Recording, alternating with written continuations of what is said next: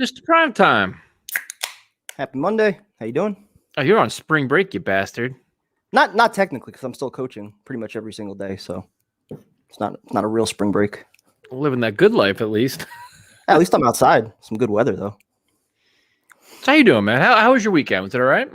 Believe it or not, actually, yeah, it was pretty good. I watched a lot of Zach Wilson tape, listened to some interviews, trying to get myself to come around on him, and it's not happening at all. So if I created enemies last week, I'm going to create a lot more tonight. So, well, let's say hello right first. What's up to my koala? What's up? Always good to hear from my koala. Mr. Prime Time. Mr. Gase. Oh, no. Sam Darnold talking about it. Yes. What's up, Joe? Let's see what we got here. Too many Zach Wilson pictures. Yes. What do we got? What's up, Elias? What's up, Tyler? Evan? Deshaun, I think you have more things to worry about other than this live stream right now. There's another one today, right? Yep. What's up, Rutgers? What's up, Joe? What's up, Carlos? A nice Monday night. You got tomorrow. Tomorrow to me is gonna be an interesting day. And what's up, Manny? Vinny? Is that you got 2 pro days? And to me, I mean, what's up, Ron? So my bad. Justin Fields, Mac Jones. And I'm curious to see how Justin Fields is covered because I think he's going to put on a showcase too, man. Like he has all the talent in the world, big time arm, he'd do it all. I mean, I'm really curious to see how the reactions are with his pro day tomorrow. Yeah, and just kind of going back, I mean, the second that the Jets won their games, who was the quarterback that we immediately turned to? It was Justin Fields. Mm-hmm. We didn't even know who Zach Wilson was. Nobody was talking about Zach Wilson.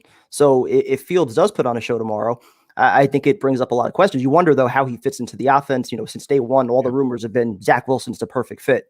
So if he does put on a show, you wonder how that might come into the equation. But I think they've kind of made up their mind already, unfortunately. Oh, see, I don't think they made up their mind completely. I think a lot still remains seen.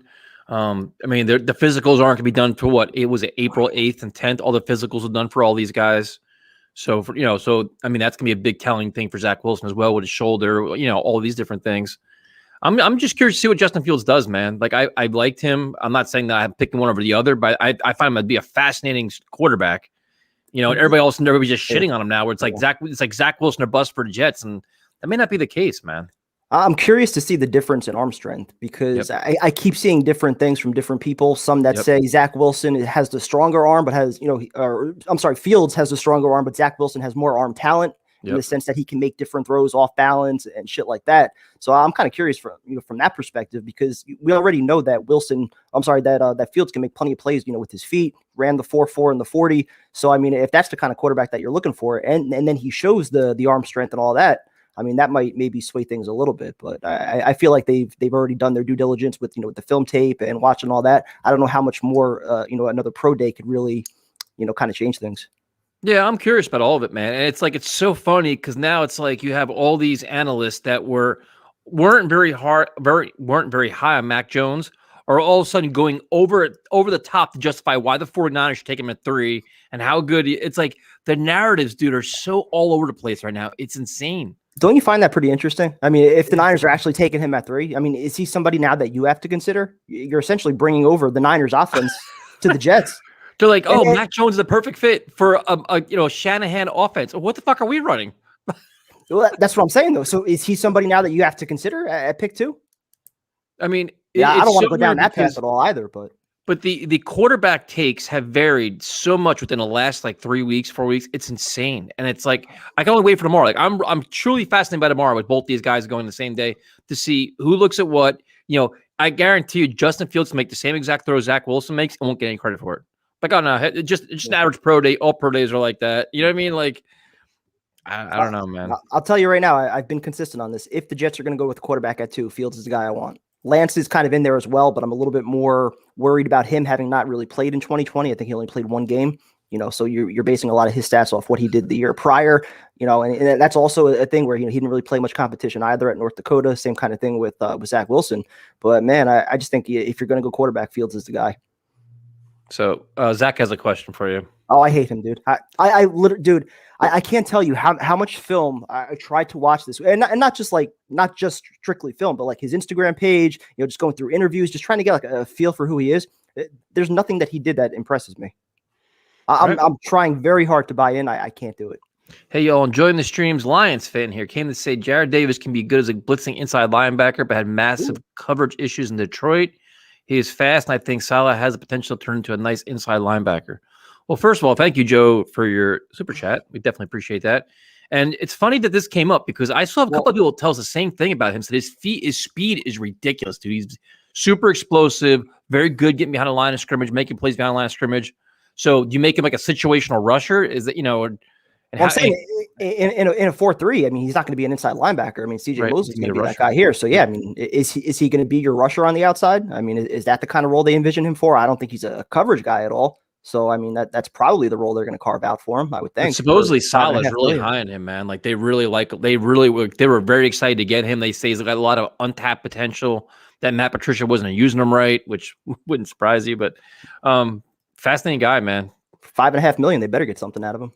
What's up, Sasha? Hope things are well in Germany. Are we doing a cook-off tonight? Yep, 9 o'clock. I'm ready to go. 9 o'clock. So what is the cook-off about? I forgot I think I may have been buzzed the last time we talked about this. Yeah, so we're doing an Italian cook-off. So Vinny's doing some chicken parm. I'm doing some chicken marsala. So, and you guys have talked about this offline? Yeah. Is it already arranged? Yeah, I mean, my food's all prepped and ready to go. So Snoopy's back joining us. This is like a celebrity night when Snoopy's in here. Very interesting. So there's not really a lot of Jets news other than they're not signing anybody. That's pretty much the news. And that Woody Johnson has the best Twitter account in terms of Jets. He's just bringing it every day. Love that guy. Still not convinced it's him, but. So let's see. He's going against Vinny, right? Yep. I'm a little nervous about it, to be honest with you. Like with Jay, no, I mean with Jay, it was a steak. I'm phenomenal with steak, but going Italian, I haven't cooked Italian in a while, so. Other than my scampi, but that wasn't really traditional Italian. Yep, I'm too spoiled to watch someone cook. Zach, get used to it, man. You'll be fine. Let's see. Prime time will probably. Oh, hold on. You already got an angry Cassandra in here. We got to give her credit, man. Her tweets today were outstanding. Bringing it to you, bringing it to. Dude, they're brilliant. They're okay. Complete brilliance. Roasted you, roasted Tyrone. Definitely stepping up her game. A lot of credit for that. And then whoever recommended this song, The Blade by Howard Jones and Jared Dines, the song is phenomenal. So I cannot thank that person enough, whoever it is.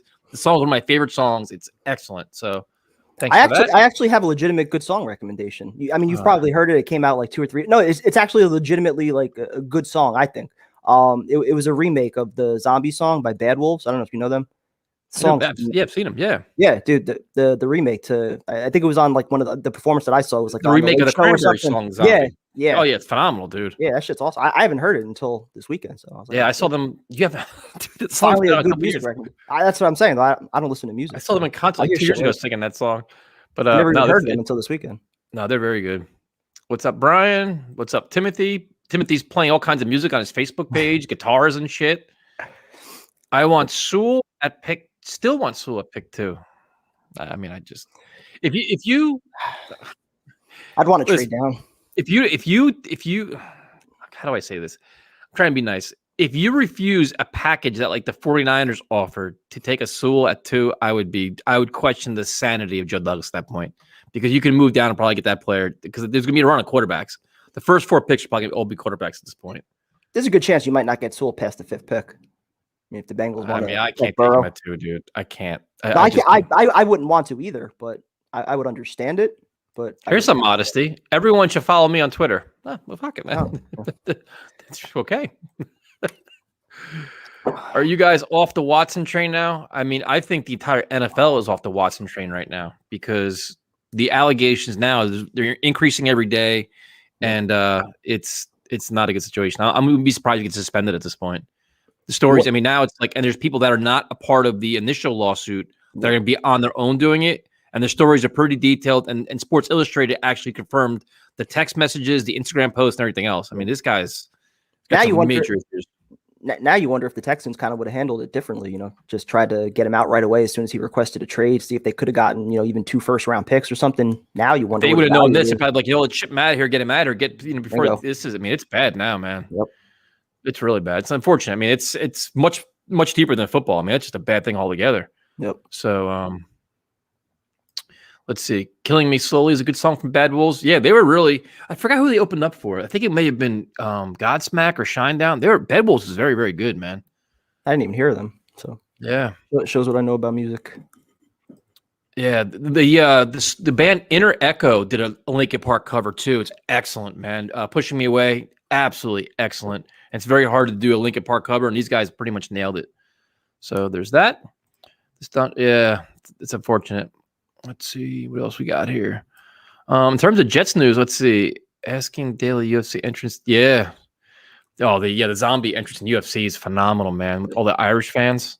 The one they did at Bellator was awesome. When the crowd kept singing after the song went off, that shit was amazing. What's the difference between a penny and Sam Darnold? You can get more with a penny.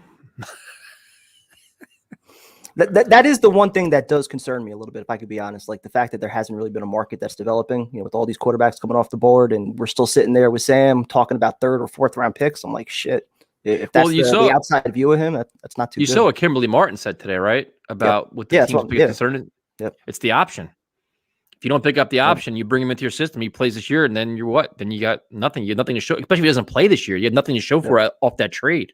Yep. So, I mean, I'm truly fascinated, and people keep saying just keep Sam and draft Zach Wilson, and to me, it would be a disaster. I just honestly think it'd be a disaster. It's gonna happen. What's that? It's gonna happen though. It could happen, but I'll say it now, and I'll say it over and over. It would be the worst case scenario for a new head coach in this market. It'd be a complete fiasco. Why? A complete circus. Why? A quarterback competition between these two would be a disaster. Why? It'd be just such a distraction. It'd be a mess. Complete mess. What's wrong with it, though? If right now you can only get, let's say, a late 3rd round pick, and you have the opportunity to go into training camp with 2 quarterbacks that you believe in, let's say Darnold actually wins the job, plays well early on, and now you can get a first round pick. So then that's like that number 2 pick in the draft is going to sit there and do nothing with it? Part of that would also be that Zach Wilson probably isn't ready if he can't beat out Sam Darnold in the quarterback competition. And now, let's say another team that's a win-now team, their quarterback gets hurt, they're probably trading you a 1st round pick for Sam. Right? A 1st round pick? A win-now team if they lose their quarterback. So if Zach Wilson beats out Sam in training camp and Sam just on your bench, he's going to walk and get nothing for him. Well, no, then he's your backup, and if he's needed, you plug him in there. But yeah, you're probably then he walks the end of the year and you get absolutely nothing for him. Yeah, rather have a 3rd round pick. That's the gamble. That's the gamble you got to take. And just the spectacle of that would be just oh my god. I saw on ESPN say that Miami wanted to trade up for Wilson, but when they couldn't, they decided to trade down. No way we are passing on Wilson. I thought the 49ers and the Eagles wanted Wilson as well, didn't they? I think so. Yeah, that's why they also moved down. Why they tried to go up to 3, and they said, it's. Yep. But at this point, I don't know what to believe anymore, man, because it's like the 49ers wanted Wilson, then they wanted Mac Jones, then somebody said they wanted Trey Lance. The story changes like almost every 2 hours based on who you believe. It's strange. This is the strangest. Nick Mangold put something out earlier about the Jets taking Sewell.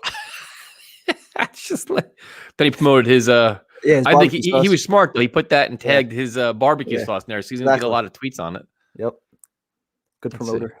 Let's see. Eagles wanted Wilson too. Yep, I read that as well. Everybody wants Wilson. Yep. Once we start opening up and people come on, I need somebody to sell me on Zach Wilson. Tell me why he's worth not accepting 2 1st round picks, why he's better than Fields or Lance, why he's the guy that you trust with your job on the line if you're Joe Douglas. That's what I need someone to tell me tonight. I need somebody to convince me of that, because everything I watch, everything I listen to, nothing to me says franchise quarterback. The 5th round grade that he had, according to most scouts after last year, to me, that's a little bit more realistic, I feel like, for where he is. A 5th round grade? I think that's more realistic than being a top 5 quarterback. But Zach top 5 Wilson? pick? Yeah. You have 4 or 5 analysts saying he's the best quarterback in the draft, and you're saying he's a 5th round pick. Okay, but where was all that all year long? There was not a word about him until like late December. If he was really that good, wouldn't we have heard about him? Wouldn't we have wanted him? Wouldn't we have been having those conversations that the world wasn't over once the Jets won a game because it was Trevor Lawrence or bust? We were saying there was no number 2 guy, and then it immediately became Fields after that. So and now it's Zach Wilson. I don't get it. all these analysts that have broken down all his strengths, after his pro day, all the rave reviews, you're now calling him a 5th-round pick? Well, not that extent, but I don't think he's a top 5 quarterback. Top 5 in the draft, or top, like in your quarterback rankings? I don't think he's a top 5 pick. No, in your quarterback rankings, where do you have him ranked? You have him 5th out of the. He's 4th. He's 4th. So what is it? Lawrence? It's Lawrence, and then Fields / Lance, and then Wilson. Woof, man. All right, dude. Picking him at 2 scares the ever living fuck out of me.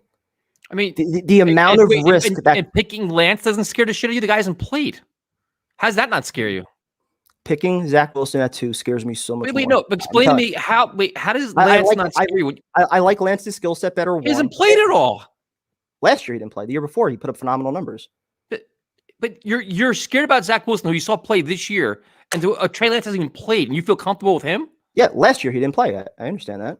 The year before, you're okay with it. You're completely fine with that. That's no big deal. That doesn't scare you, but Zach Wilson scares you. No, I think he would have taken an extra step next year, and he might be that number. You think, but that's not. But you actually, one guy you saw on the field and one guy you didn't, and the guy you saw on the field you don't trust. The guy you didn't see on the field you trust. Doesn't make any sense. But you're just basing that all off last year, though. I mean, I understand. Like the year before, it didn't happen. The year before, where Zach Wilson threw 11 touchdowns and 9 picks, didn't happen.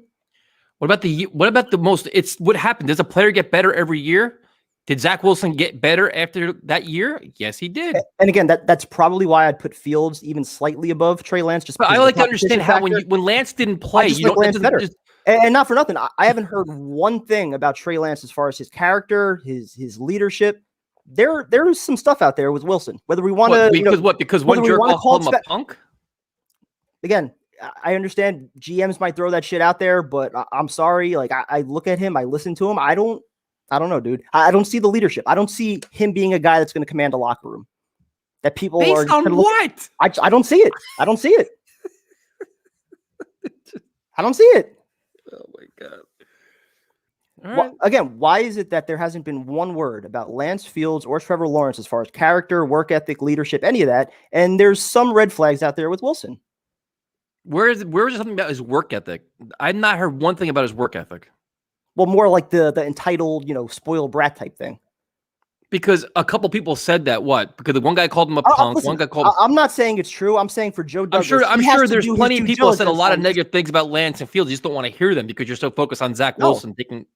No, I'm saying I legitimately haven't seen anything about any of those guys.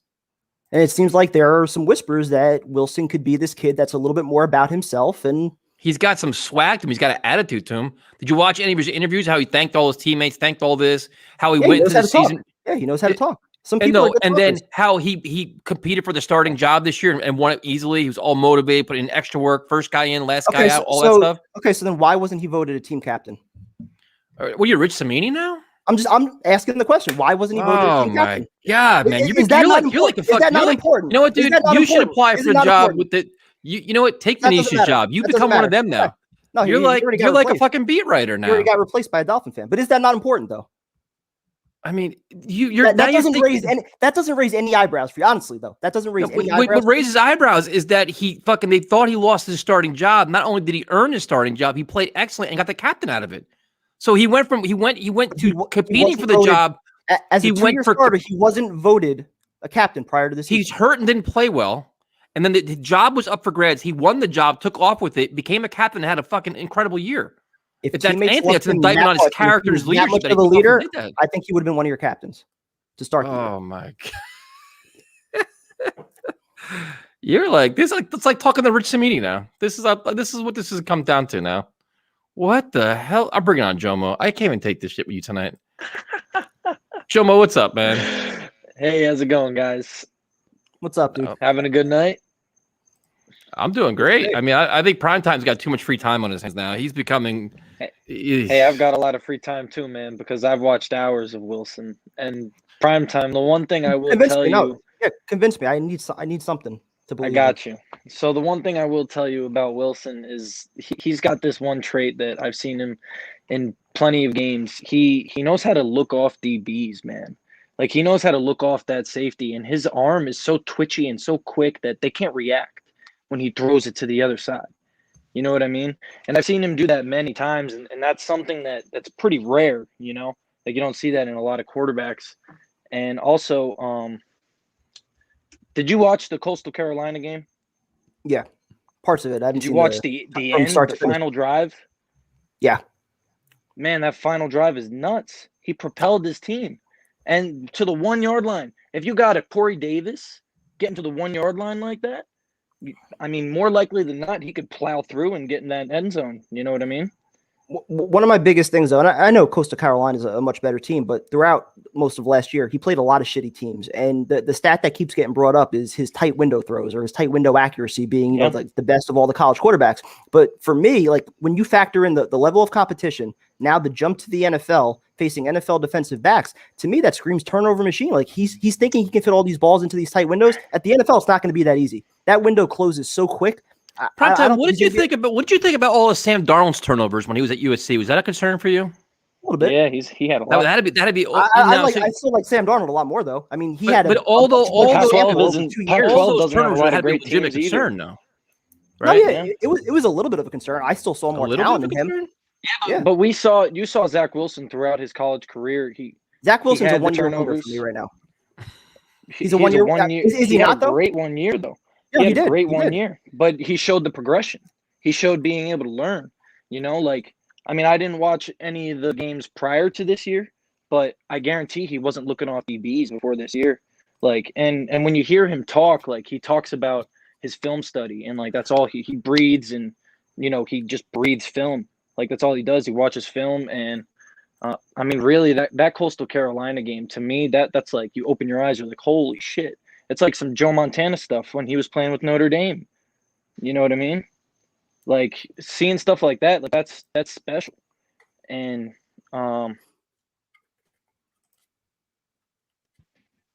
did he mute himself? Oh. I think he muted himself. Other than those final games, you guys hear me? Yeah, now you're good. All right. I was saying Trevor Lawrence with the whole competition stuff. I mean, really, who did Trevor Lawrence play other than the college playoff? I mean, the ACC it's pretty soft nowadays, you know? Like Clemson just plows through that whole conference. They get to the college playoff, and he only had one ring, right? He's been there 3 times. And that's fair. That's another guy. Like whenever he played the big games, he really didn't flourish. Even last year when he beat, not this past year, but the year before, when he beat Ohio State, he won because of that amazing run. You know? Like, I mean, yeah, sure, he propelled his team, but did he do it with his arm? No. It wasn't like he was picking teams apart. Like that was never his game. He relied on low-scoring games, and that's how he came out victorious. He was never the guy to light it up. But Zach Wilson, man, even against, like, you don't have the receivers. You don't have the 5-star receivers. You don't have the 5-star running back, tight end, O-line. Like, he made those guys. His O-line was pretty good, man. They were clean good. pocket on a lot of big plays, yeah, for sure. For sure. I can agree with that. But even in the Coastal Carolina game, you saw when he was getting pressured, it was getting to him a little bit, right? But he still didn't turn the ball over. He did once. It was on a Hail Mary at the end of the half. You know, like that to me, that speaks volumes, then he got his ass beat after that. Where won the game. Yeah, I'm saying, like, after that interception, though, and those 2 dudes were just fucking slamming him on the ground. Like, where were his teammates? Oh, yeah. Like, Prime time's just a bona fide. See, now, I think you're just trolling now. Are you trolling now? Because now everybody's going to come at you and hate on you, and you're trolling everybody now. If I was trolling, I would hate on every quarterback. I'm saying if the Jets took Fields at 2, I'd be happy. If they want to go quarterback, I'd be happy with Fields at 2. I would not. I want what concerns to do with Zach Wilson. The numbers that should concern you is the guy that holds on to the ball too long, and that is what Fields is notorious for. Like that should concern you, man. Not being able to make the quick on-time throws, like that is concerning, especially in a West Coast offense. But I think he's also going to make a lot more plays for you with his feet. I mean, that's a huge part of his game. Zach Wilson's got wheels, man.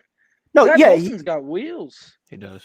I wouldn't say he has wheels. I think he's mobile and athletic, especially in the pocket. He can buy extra time. 40, man. If he ran a 40, he probably. What do you think his 40 time would be?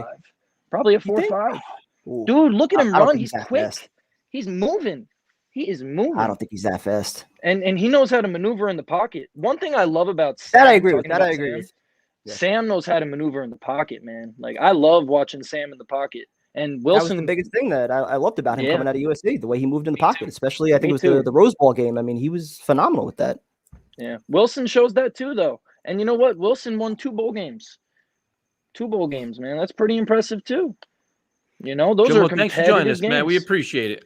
Hey, no problem. Have a great night, guys. You Good too. stuff, man. Have a good night. We're gonna bring on our musical director because hopefully he'll bring some sense to this show. Elias, how you doing, man? Prime time. I don't want to be rude, man, but you're making me lose brain cells right now. I mean, these takes are okay. Let me explain. All right, the reason he wasn't shout out to Matt O'Leary, another Jet YouTuber. He had a guy, beat reporter from Utah who covers BYU, and the reason he wasn't voted to captain is because a lot of the guys on the team are much older because they go on their like missions or whatever, like their Mormon mission. I don't know too much about that. I've heard stuff about that. Just because some person said he's rich, bad character, I guess. Bad. And then the 1 year wonder, ever heard of Joe Burrow? He was pretty okay. So that means Zach Wilson's gonna be Joe Burrow. Okay. But meanwhile, Trey Lance hasn't played, and you're comfortable with that, which is mind numbing. I said I like his skill set more than I like Zach Wilson's. He's a bigger guy. I think you don't even know what his skill set is. You don't even know what he's done over the last year. You don't know what the skill set even is. You can get a chance to play. What don't you like about Zach Wilson's game? He's too good. He's too fast. He's got better arm tiny than Sam. also.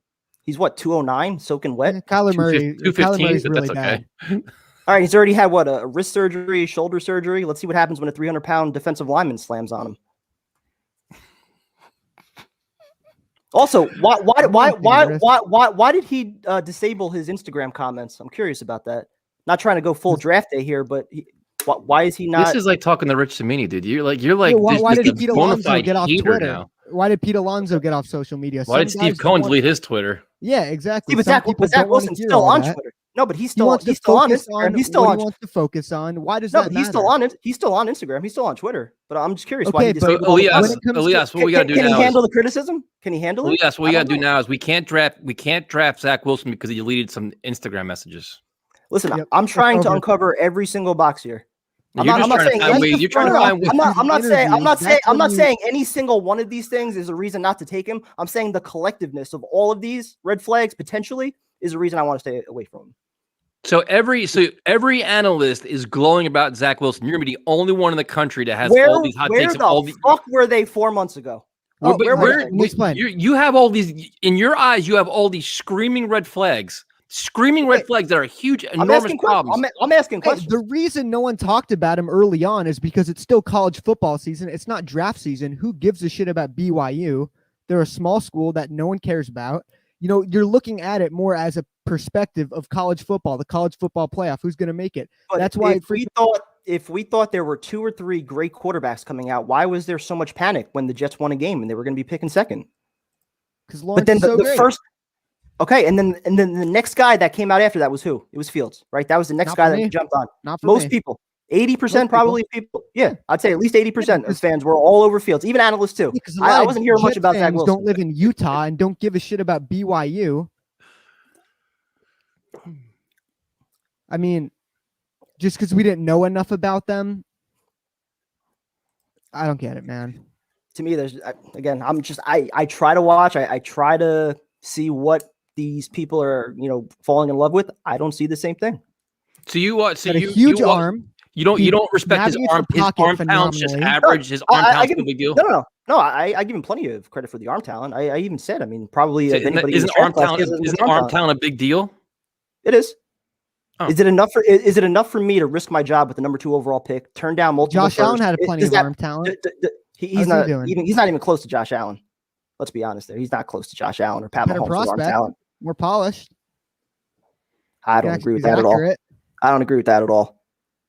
Better overall prospect. All right, we're gonna. I was listening to this Jet podcast today, and I gotta say this, man.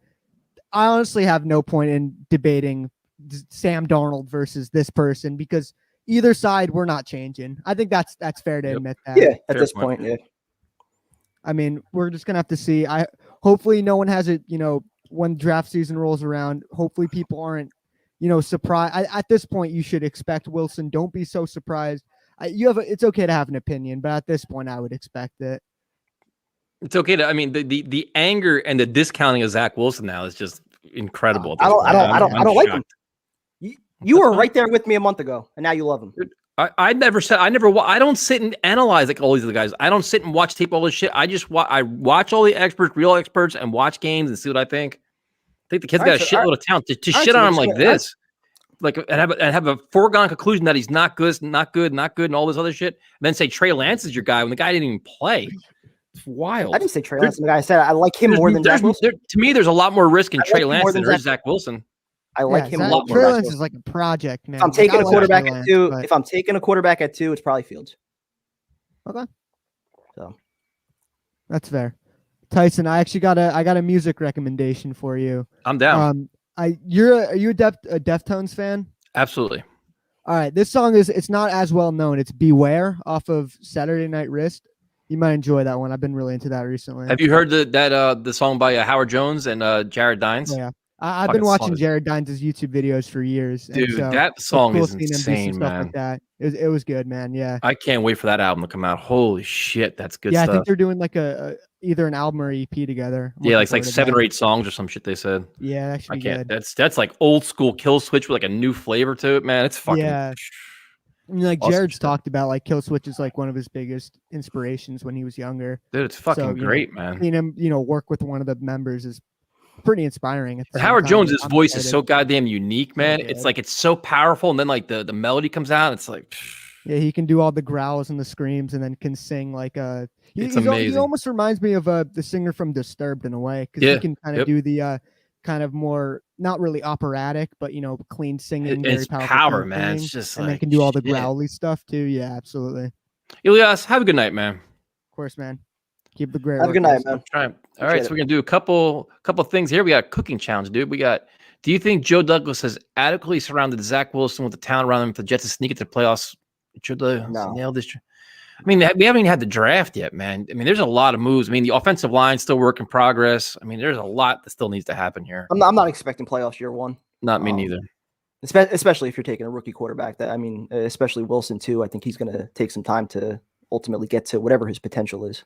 Hey, prime time. Sam should be better than these quarterbacks after 3 years, not on an even plane. That's the problem with Sam. You can't judge Sam. You can't. I'm not going to go deep into this again. I'm not going to do it. But there's literally no adequate way that you could judge Sam Darnold based on the last 3 years. And even after the last 2 years, we weren't saying Sam was a bust. The last year turned everybody. And what happened the last year? Pandemic, no preseason, 4 starters changed on the O-line. Your top 3 receivers were all hurt the whole first half of the year. I can't do this. I can't do a Sam Darnold apology show, man. I just can't do it. I'm not going to do it. But it's so boring. I'm not going to say that that's a fair way to judge a quarterback after 3 years. It's not. It's just so boring. This is so boring. Well, tell them they're bringing it up. I mean, I'm not. I tried to avoid the whole Sam Darnold thing. It's just fucking boring as shit. Too. I don't want to talk about it. That's just isn't it time for the cooking competition? Where's Vinny? Yeah, I'm ready for the cooking competition. Vinny and the Jets, right? Mm-hmm. All right, Vinny, please save this show because I am so fucking bored right now with all this shit. This is just terrible. Oh my goodness. So what's up, man? We see him. Why am I hating on what? I couldn't hear you. You broke up. Welcome to my kitchen, by the way.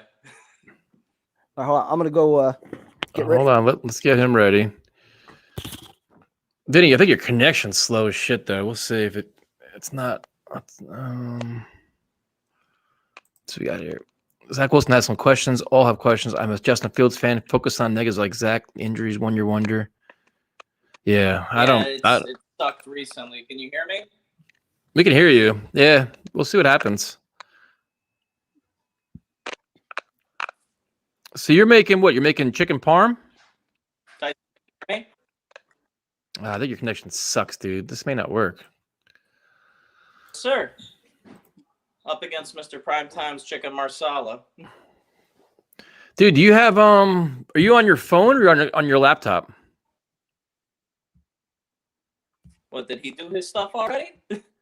No, your connection's shitty, man.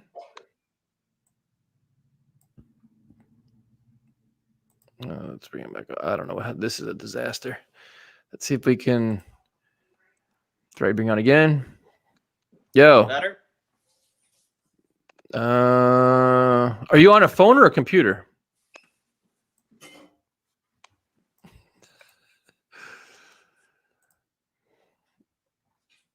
Yeah, he's not. Well, at least Primetime got time to prepare. I thought this was gonna be a fun show tonight. Now Primetime with all these Zach Wilson takes, man. I got a fucking headache from this shit. Holy cow! So we got him here. So I got to get rid of this one here. My Primetime shit is like, what the hell? Where'd Vinny go? I had to turn his have him call back in. It was too slow. Your thing is sideways, dude. You're upside down. Your phone's, you gotta turn your phone like on the side or some shit. There you go. Nice. Your arm. Do it that way. Is that fine? No, you gotta do it the other way. Like it's like upside. Straight up. Yeah, like that one. Oh. I was trying to do it from the side. But it looks like it's upside down. Now it's better like that. We can see that like there. There you go. That's good. Like that. All right. So we got you. This is you're making chicken marsala. Is that what you're doing? Yep. Oh, hold on. We gotta get Vinny's rebooting his computer right now. So what? Dude, listen, man. This show's been a disaster. I thought it'd be a fun Monday night show. You're causing bullshit. Why are we not allowed to question Zach Wilson? Please tell me that. We can question whatever you'd like, man. I'm just trying to have a happy, fun. I don't know how this went wrong so fast, but I'm here for the cooking competition. Getting some positivity already. Primetime is a great chef. It's a good sign for you. That's one thing I do right. It's a cooking show or Blair Witch Project. I'm not really sure. I'm waiting on Vinny. That'd be good. I mean, he's calling back in now. Here he comes. Let's see if we got this any better. Vinny. Can you hear me now? I can hear you, but let's see what this looks like. We got some movement. We can at least see you now. It looks a little better. I'm breading. Primetime's got he's breading his. You gotta show us though, man. All we see is we gotta see it. I've been waiting for you, and you're already starting. He's breading. Oh, all right. So I guess I gotta start then. All right. So I'm gonna cut off the stems on my parsley.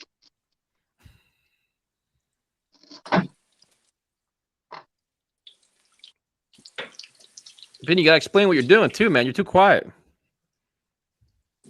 He leaves the screen.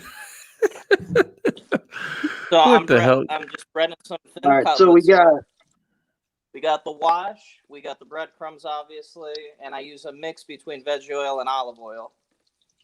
Oh, a combination of vegetable oil, olive oil. That's interesting. Can't even see what he's doing already. I don't know Well, if you can do this or not. This isn't my homemade sauce, but it's sauce. It's not homemade sauce? What is it, canned sauce? What are we doing here? Is this some ShopRite shit? The summer hasn't started yet. I usually use my own tomatoes, but right now we're going to be using these. What the? He's using... Tutarosso is the brand that I like to use. Okay. Here's an upside look. Small cutlets, man. I make some for my daughter earlier tonight, so this is after the batch. All right, so what's prime time? What are you doing up there, man? I see you. Was it mushrooms? Yep, chopping up the mushrooms right now. I'm gonna chop up the shallot in a second, and then the parsley and garlic as well. That's all gonna be used mostly just to cook the mushrooms, and then we're gonna do the chicken separately, and then make the sauce. Homemade sauce. I'm not buying no jar shit. Good. Sean, this is a good question. Where's the Budweiser? What's that? You grow your own tomatoes? Tomatoes from our salad? You don't use tomatoes from our salad. We lost like 40 followers since this fucking thing started. This is great. Between primetime shitty fucking Zach Wilson take and then this cooking competition, we just lost our whole show. All right. Oh, come on. Can't be that bad.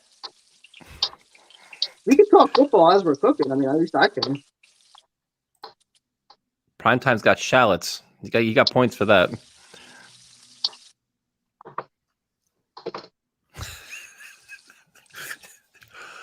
So how the fuck are you guys like Primetime? Give us some background here. Tell us what you're doing. We're bored. We need information here. All right. Well, I'm cutting my garlic right now. I'm just getting everything We don't even ready. see you cut the garlic. Usually, let's see your cutting board. Let's see some cutting. What the hell's going on? Dude, I'm cutting all this stuff on my stove because I don't have a table that I could use in my kitchen. I have a small ass kitchen. We got to start a table fund now for you guys. Probably. What the hell?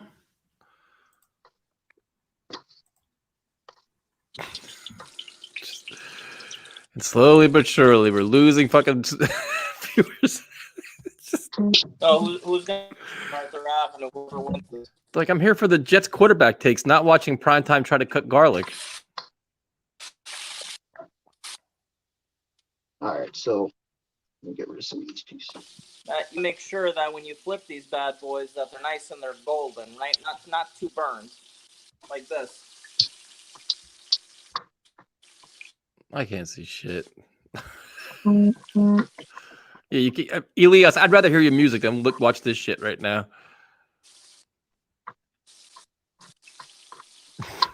All right. Now we're ready to get started. So what I'm gonna do? Can you see the pan or no? No, it's off to. You gotta bring it. It's off to the left. Yeah, now we still can't see it. Yeah, move it. Now we can see it. Now we can see the pan. You're making progress. All right. So what we're gonna do? I didn't think it was actually gonna come on. He messaged me on Facebook directly that he had just gone to the grocery store that he was gonna do this. Vinny's fucking connection sucks. Primetime, we can't only see half his pan. This is a disaster. You really only see half the pan? Now, yeah, probably pretty much. One guy's screen's frozen. We gotta bring Elias on to fucking play music we'll have Elias play music while Primetime cooks. All right, we got olive oil. Turning up the stove.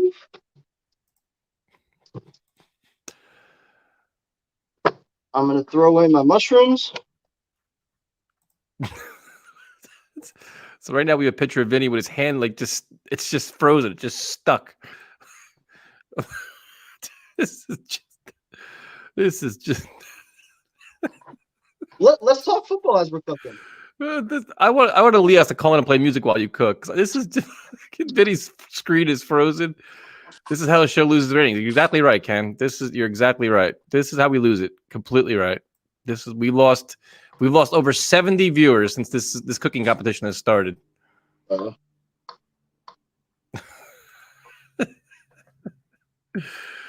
Oh my god. All right, so once the mushrooms begin to brown, I rushed home from the gym for this. I see the mushrooms. Once the mushrooms begin to brown, what we're going to do is toss in the garlic and the shallot. And then in a separate pan, we're going to throw some flour on the chicken and then cook that up and then start to make the sauce. So now Jesse says, first live show I get in a while, I get to look at Primetime chopping mushrooms. More people are losing. Right? Losing viewers by the second here.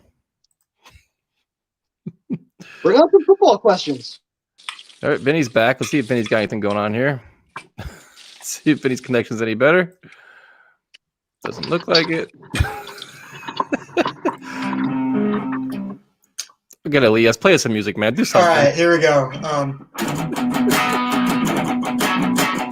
There we go.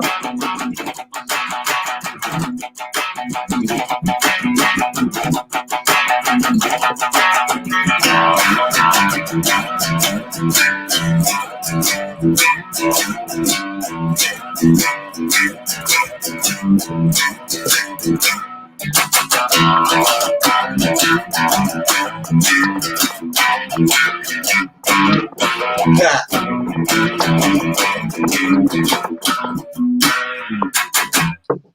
There we go. Say play some Shine Down. Ready, Shine Down? Wait, different tuning. Hang on. Should we play Name That Song? We could. Wait. You're close. Yeah.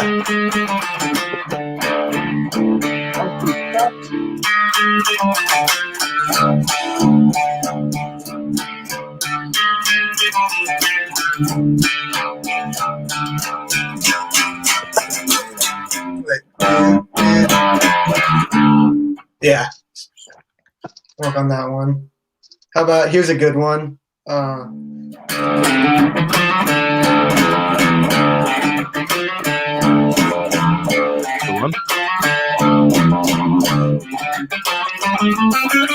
Wait. Oh no. Whoops. Here's a good Tyson one you would like. Okay. What happened to the other chef? His stream keeps getting frozen. Oh.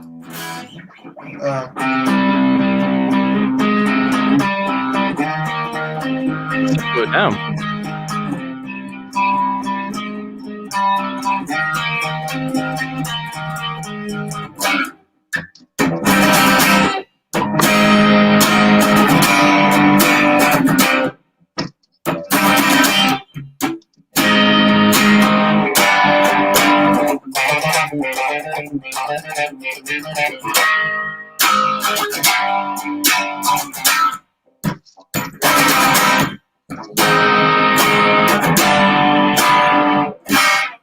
There you go. Can you do? They have, let's see, Toxicity. Can you play any Freebird or can you play Crazy Train from Ozzy Osbourne?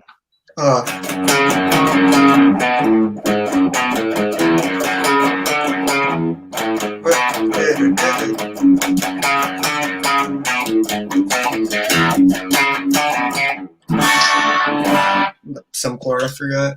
It's been a while since I played some of these, man. Any other? Yeah, I'll play some requests. Well, we'll do. Let's see. Let's get an update from Primetime. Primetime, what's your update up there? All right, so the mushrooms are starting to brown. So what I'm going to do, as that's happening, I'm going to throw the shallot and all the garlic in there as well. Let that cook up a little bit. Yeah, I saw a comment for Soundgarden. I think I remember this one. All right.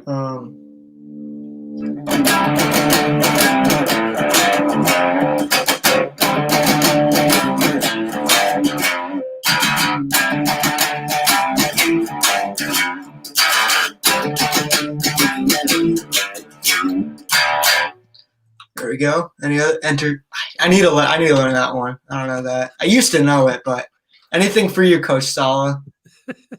Spoon Man, they like it. Sympathy for the Spoon Devil. Man, yeah. Let's see. Bad to the Bone. Nah. Also, I gotta thank our former head coach, Adam Gase, who's in here. He came to my my live stream the other day, so shout out to him for that. Him and Jose also called in. Oh, that's awesome. awesome. Baseball on my show. Yeah, he wasn't too happy with us because we told him his Angels are really bad on the baseball side, but Mac Jones is in here. Thunderstruck.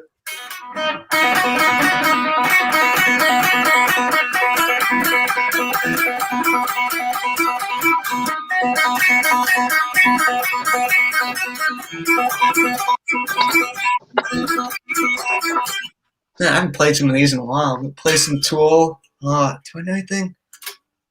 No, I don't. Okay, let's see what else we got here. Oh my God, my heart will go on. No, next. Yeah. I don't think there's guitar in that.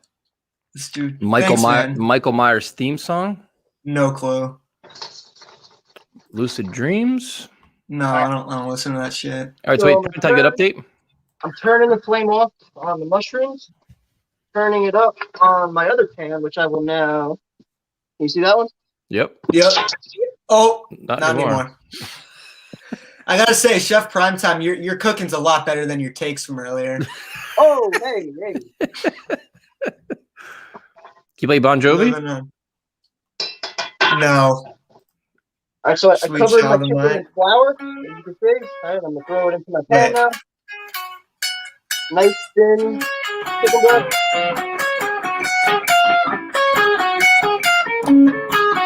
Yeah, been a while. Tom Petty. Nope. Voodoo Child, was it?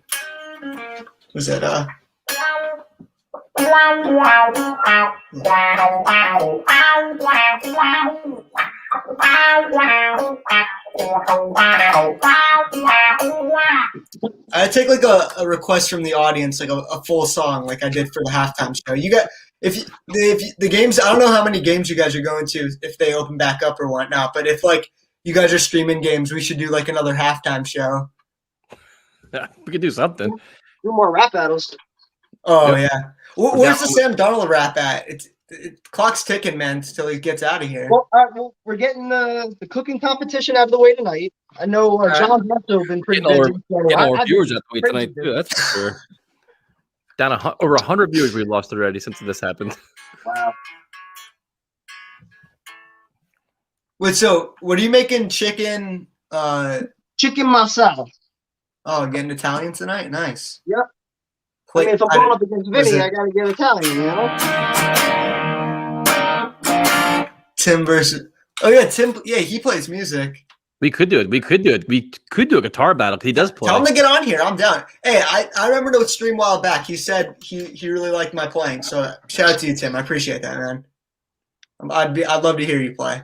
So what is prime time? Is that what are we looking at? That's the chicken right there. Looking at right now? Yeah. Chicken fillet. All right. Put some flour on it. Let that brown a little bit, and then we're gonna take the chicken off, and that's how we make the sauce for the marsala. Okay.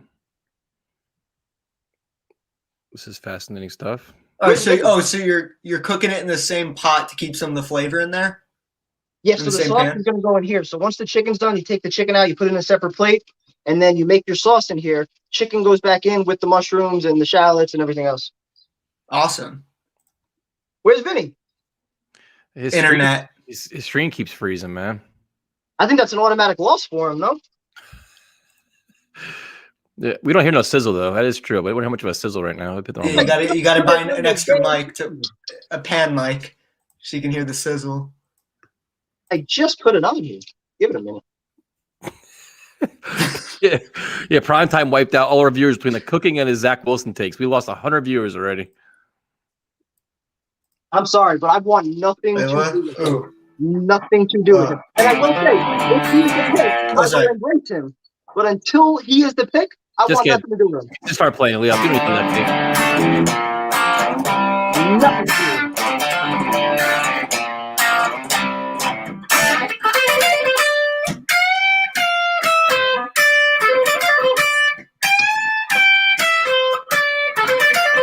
Pretty good, actually.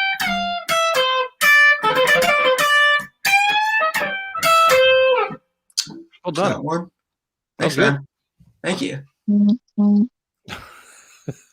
We're trying to. We're trying to offset all the Primetime's negativity and bullshit. That's all we're trying to do.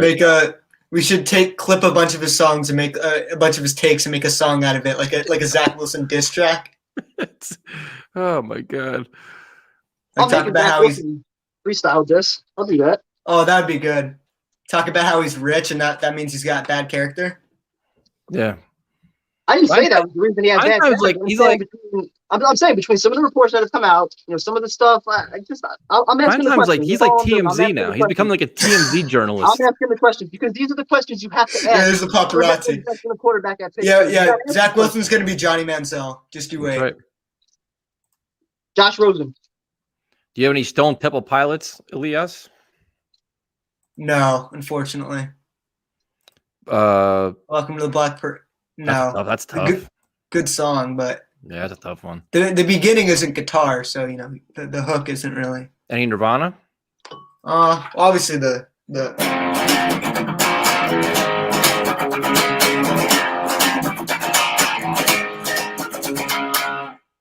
Well done. Yeah, so that's a great song, but I don't know that version. But he's here. Chop Suey. No, unfortunately. That's hard too, yeah. Probably look it up, but.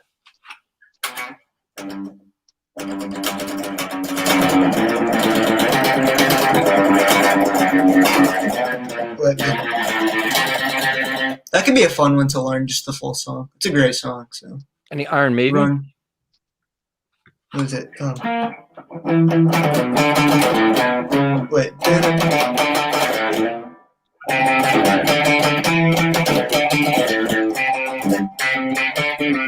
Yeah, not really. Let's see. A little rough on these. All right, so I'm flipping the chicken. Now remember, we don't want to fully cook it right now because it's going to come back into the pan with the sauce. So we just want to brown it a little bit, kind of get it ready. Looks good, man. You're not cooking it all the way? Not yet, no. It's going to cook through in the sauce. Show it closer to the camera so we can see it. It's not even close to getting ready yet. Yeah. Right, just want to see what So this looks like. it finishes cooking in the sauce, right? Yep. Yeah. That's about another like 3 minutes or so, and then we'll pull this off and then start making the sauce. Can Vinny should take like a picture of his progress so far. Yeah, You guys can screen share it or something. I Yeah, want to see how he's doing. I gotta say, for the entertainment aspect, primetime, you're definitely winning right now. Because I mean, the other guy's no show. I'll take it. 2-0, Audio undefeated. Audio sleep? No, I'm unfortunately. like Sugar Sean O'Malley, still undefeated. Yeah, yeah, you would like that. Oh, primetime! Did you hear about the black jerseys coming back for the Mets? I did. I like it. I'm hyped. I love those jerseys. And also the Lindor news. I'm really hoping we can get a deal. I think we it's very likely to get a deal done. You know. I think they have to get a deal done now after Cohen started like talking about it on Twitter. Yeah. Ooh, I got a Chili Pepper song. Yeah, let's turn this up.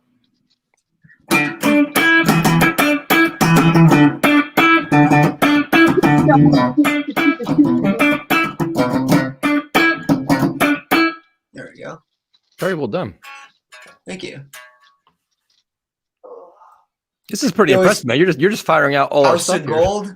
That's like a ukulele song. I don't know that one. Where the hell is Uncle? He's cooking up here in the corner. Like our koala's getting angry. Oh, did he change his name? Yeah, of course we have to. Zach? We're a very politically correct show. Very good. Let's see what else we got here. Any Eric Clapton? I played late. Oh, I got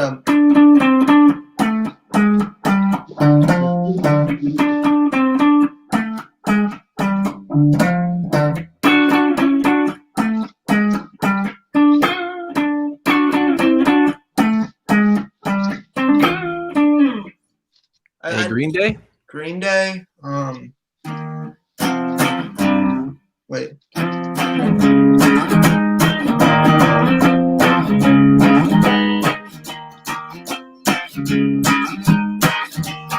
Pretty impressive.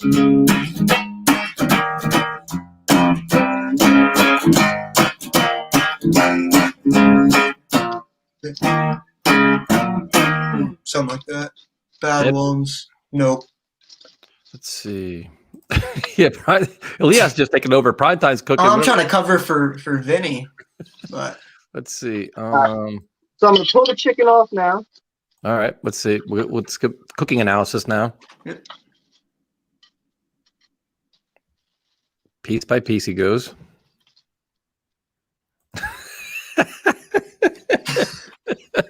Oh shit. All right, now in the same pan, All right. we're gonna add our Marsala wine. What kind of wine is it? Just turn the stove off as you're adding alcohol, so I'm gonna do that. We finally got some sizzle. there you go. All right, now we're gonna cook this on high, kind of reduce it a little bit. Wish I was high at this point. Oh my god. It's supposed to be a decent football. We had such a good, we had nice, like a lot of viewers and shit. Lost like 120 viewers by doing this shit. Got any Fallout Boy? No. I don't believe it. Most of their music nowadays doesn't even have guitar in it. Yeah. Some shit pop in. They used to be good, but Skillet? nah. I know like one song by them. Any original songs? Yeah, it just wouldn't sound great with like just guitar, but I could play something, yeah. Like a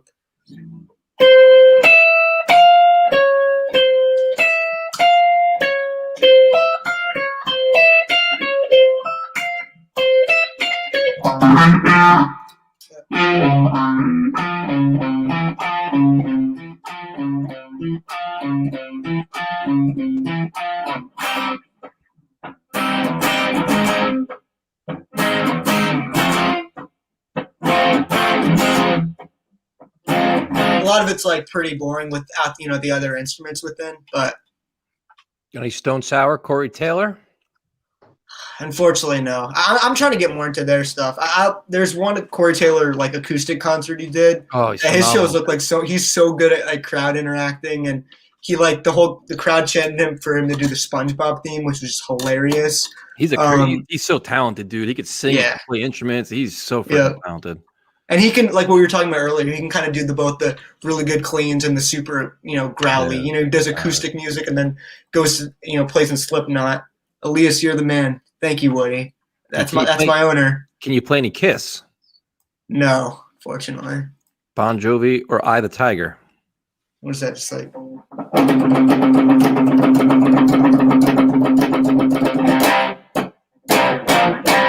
There you go.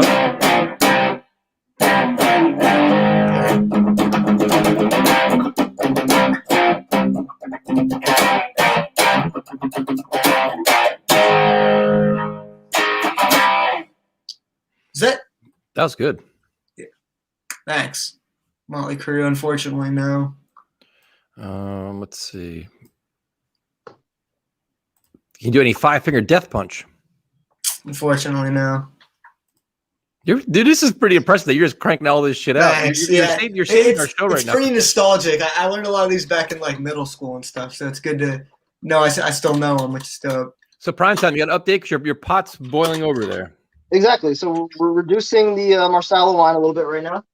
And once that is done, we're going to add in our chicken stock. So we're probably about like a minute away. Okay. Thank you. My QB1 is a fan. We'll glaze it a little bit. Primetime, our future quarterback's a fan of mine. I pray to God he's not our future quarterback. Oh, there you go. Can you play a Titanic song while Primetime is cooking? I'll make sure to learn that for next time. When Sam gets traded, I'll make a video and I'll send it to you guys. You guys play if Sam gets traded. He's going nowhere. Yeah, he'll be backing up Wilson. Competition. Yeah, he'll be backing up Wilson. He would destroy Wilson in a quarterback competition. It wouldn't even be close. Any Bruce Springsteen? Did you watch Sam last year? Yeah, last year. Is Adam Gase still the coach of the team? Is Perriman still his number one wideout? No. Oh, God. Yeah, Joe Flacco did pretty good with Rashad Perriman in that New England game. How about that? Flacco did okay for what, like a half? Do we have to do this? Sam Darnold? Yeah, we're done with that. Yeah, at least he had a good half of football. Sam Darnold's best game, he had like a 5-yard per attempt. Did he beat the Rams? Yeah. Did he beat the Browns? Yeah. Okay. So wins are everything. Oh, boring. The Tua Tagovailoa got wins. How did he do last year? What was his completion percentage? Mitch Trubisky made the playoffs. How did he do? What was Flacco's completion percentage? Taylor Heineke. I'm not a stat head. I watch football. Oh, okay. Taylor Heineke played him off the street and played better. Fucking dog shit. Yeah, Taylor Heineke. No Springsteen, Elias? I taught my guitar student. His first song was Dancing in the Dark, but I forgot that one. Come on, man. What the hell? It was pretty simple anyways. Van Halen. Unfortunately, no to both. I probably knew one of their songs. How do you not know a Bruce Springsteen song, man? What the hell? Because it's not like guitar music. It's more of, vocal music with just some guitar chords in the background. There's not like a distinct guitar hook that I could play or like learn like a single riff. You know what I mean? But hey, I'll do that for next time. Thunder Road, Def Leppard. We're kind of getting a little thick here. I'm going to add my chicken stock. All right, we'll go back to Primetime here. We'll get him chicken stock. Holy shit, it's a lot of chicken stock. That was a lot of chicken. You're right. The show completely fell off, man. I don't. This show's I'm having fun, man. It's been a disaster from the start. Hey, let's make it go more downhill. Let's get Jack and Waffle Wire in here. I clipped a couple of Jack all our clips. fucking subscribers. Oh yeah, no, those are my favorite parts. Waffle Wire. You guys are like, you want absolute disaster. Primetime's yeah. All right, here's Waffle Wire. Let's see. Beat the Rams. The Rams beat the Rams. Yeah, Jared Goff beat the Rams.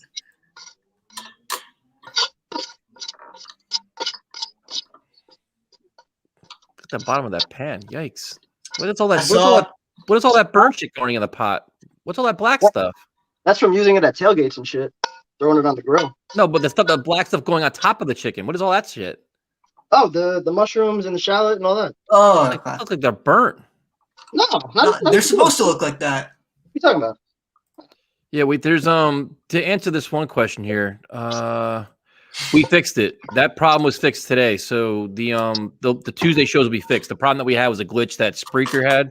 The uploads going forward will be fixed. So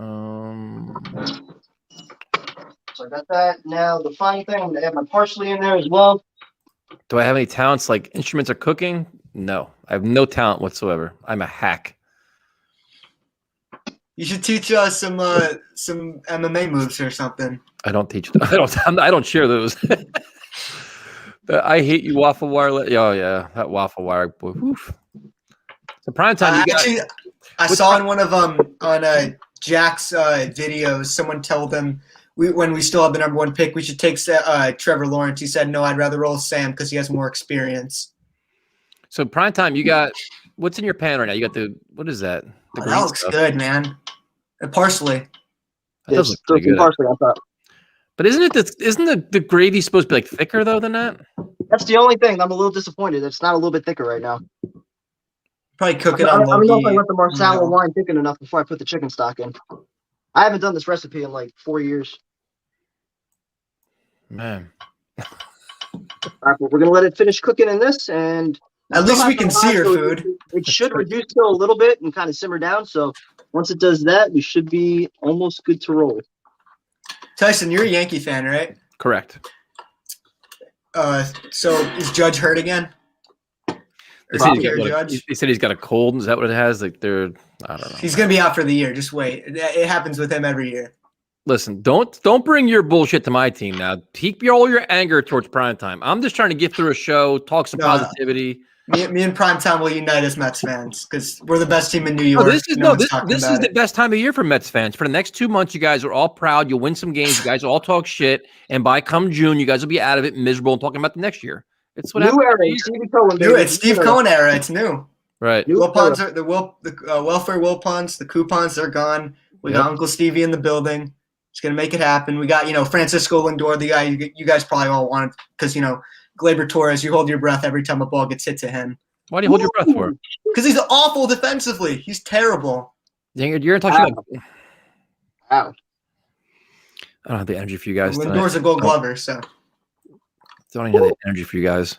Typical Mets fans. Those are hot takes right there. All right, Primetime. Give us a little peek of that pan, man. Okay, let's pop it up a little more parsley. We got all kinds of shit going on this show right now. We have everything but Jets talk going on right now. Let's talk Mets. Let's talk cooking. Let's talk music. Everything but Jets talk while I'm cooking. And now let's talk Packers.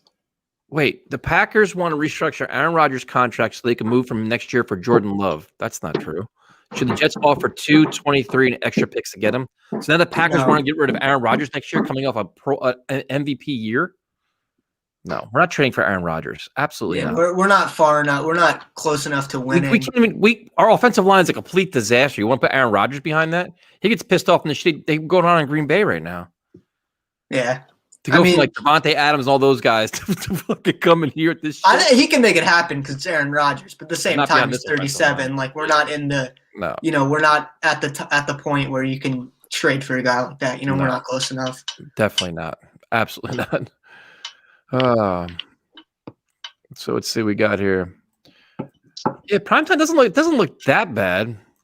I'm adding a little bit of cornstarch. Looks good, man. Picking it up a little bit. Have the Mets throw. Wait, have the Mets throw a World Series perfect game? Nope.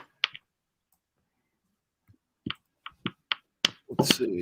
The one Mets no hitter. I used to live in New York. Yeah, I used to live in New York. I lived in Brooklyn for a bit, and my baseball team went, but I couldn't go, and that was the game that happened. So every time everyone mentions it, I just cringe. I'm like, I could have been there, but so every time someone says no hitter, perfect game, that's what I think about. Vinny said he's done calling in. Dude, your connection wasn't good, man. I don't know what you want us to do. It was your thing kept freezing on us. We're losing viewers as it is. To have you on a frozen screen is not going to help us too much. Not being a jip. You saw it, dude. It was a frozen screen. It wasn't shit we could do. Yeah. You guys should bring some other Jets callers on. They probably want probably just want to say some stuff. We're trying See to Jose's in the private chat. We're trying to get primetime to do this thing done here. Yeah, I'm like 2 minutes away. I'm just letting it reduce a little bit, get a little thicker. Elias, who's your favorite Jet of all time? Honestly, I've been a fan for I think 2 years now. I don't have one. I got into football super late. You've been a fan for 2 years? What? Yeah, 2019 was my first year watching football. You've been a Jet fan for 2 years. Oh, Yeah. Holy shit, that's it? Yeah, it sucks, so I don't have a favorite player because there haven't been many. But no, I was just kind of started watching football a bit in 2018 and then became a fan in 2019. Holy shit, man, you're completely new to the game. Yeah, so I've been able to catch up on the old guys and whatnot. But yeah, because my family aren't sports people. I'm kind of the only person who's into sports, and I was a Met fan for a while, so I thought, hey man, everyone's always, all my friends are always talking football and whatnot. So I'm like, hey, I got to pick a team. I got to get into this. And I'm surrounded by nothing but Buffalo Bill fans up here, which sucks. But That doesn't look that bad, prime time. Right? I'm saying. that looks good. But if I had to pick a favorite player, probably Quentin Williams or something. You got, I don't know. I don't have options, but It's like Becton or Williams. That's about it. yeah.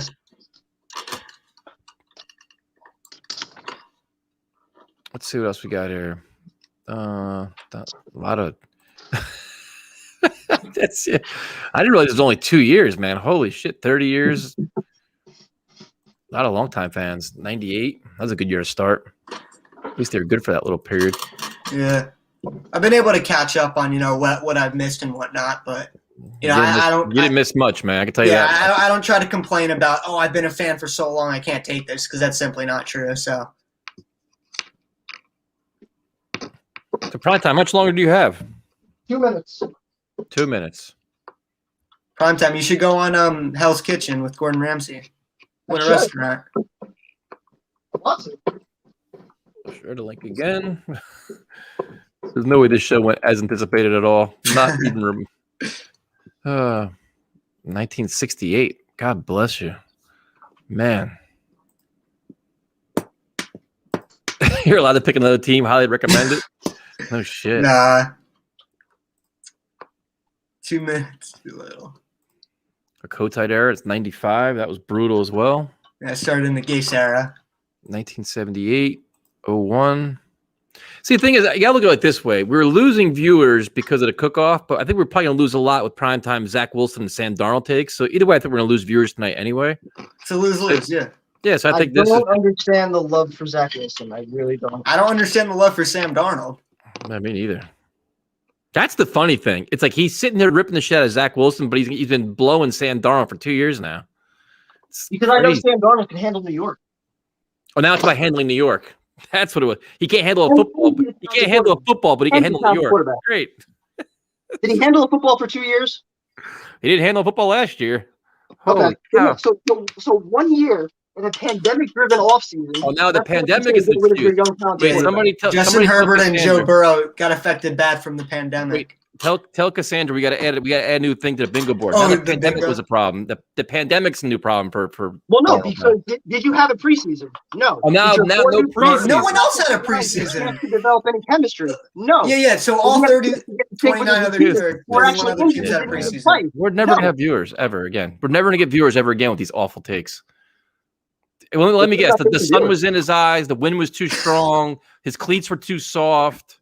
His uniform was too tight. The new uniform it cramped his shoulders. What the fuck are we doing here? My God.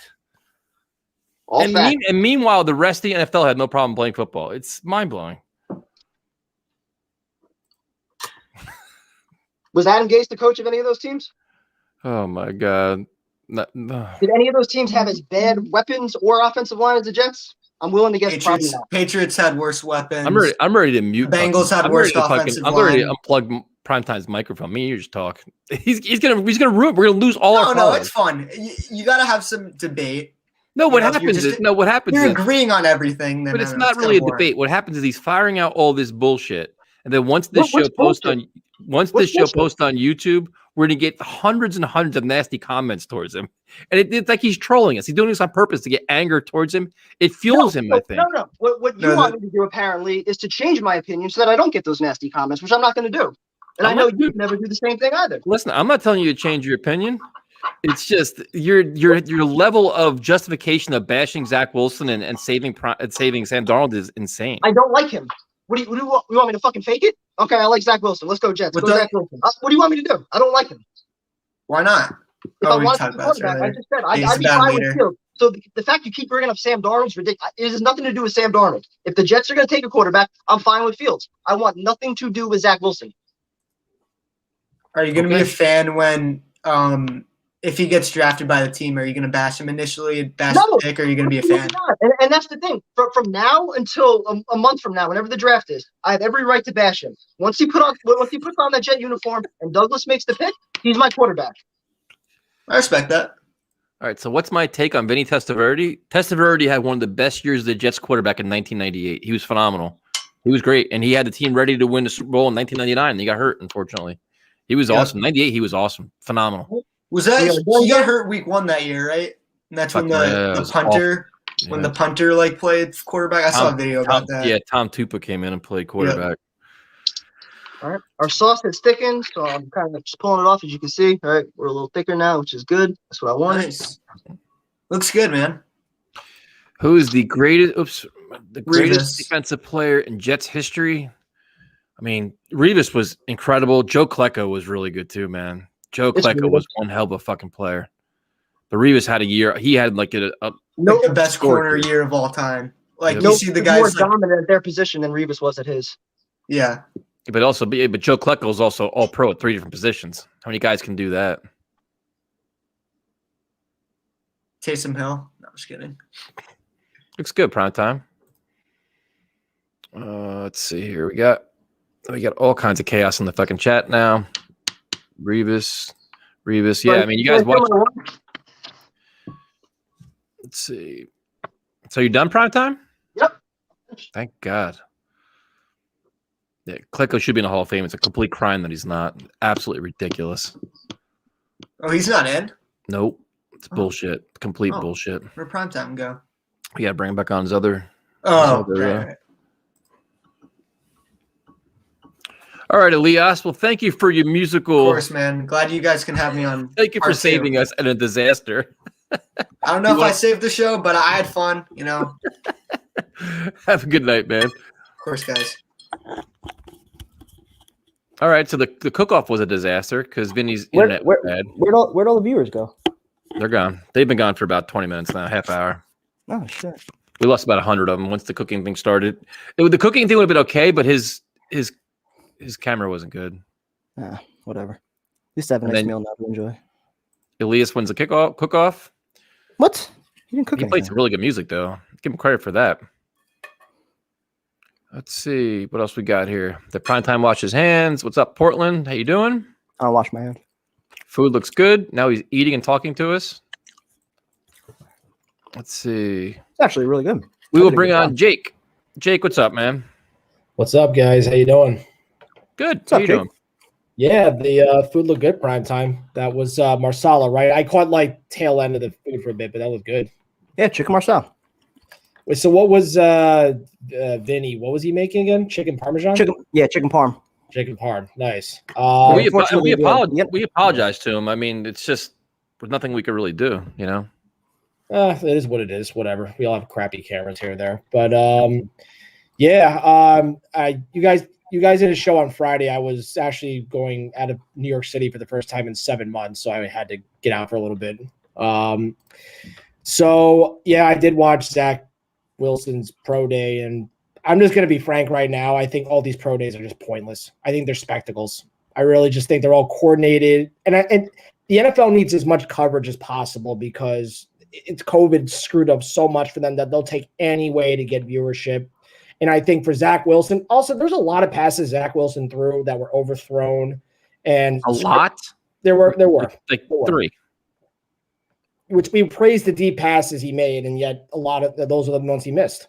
And listen. I'm not gonna defend Sam Darnold, but the fact is Sam Darnold was praised at hit. Look, let's talk about his pro day. We raved about Sam Darnold's pro day. I remember he was in the shorts, the long shirt, the hat in the rain.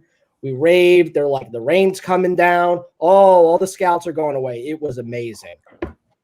Now look where he is. He's crap. And Zach Wilson, it's the 1 year story.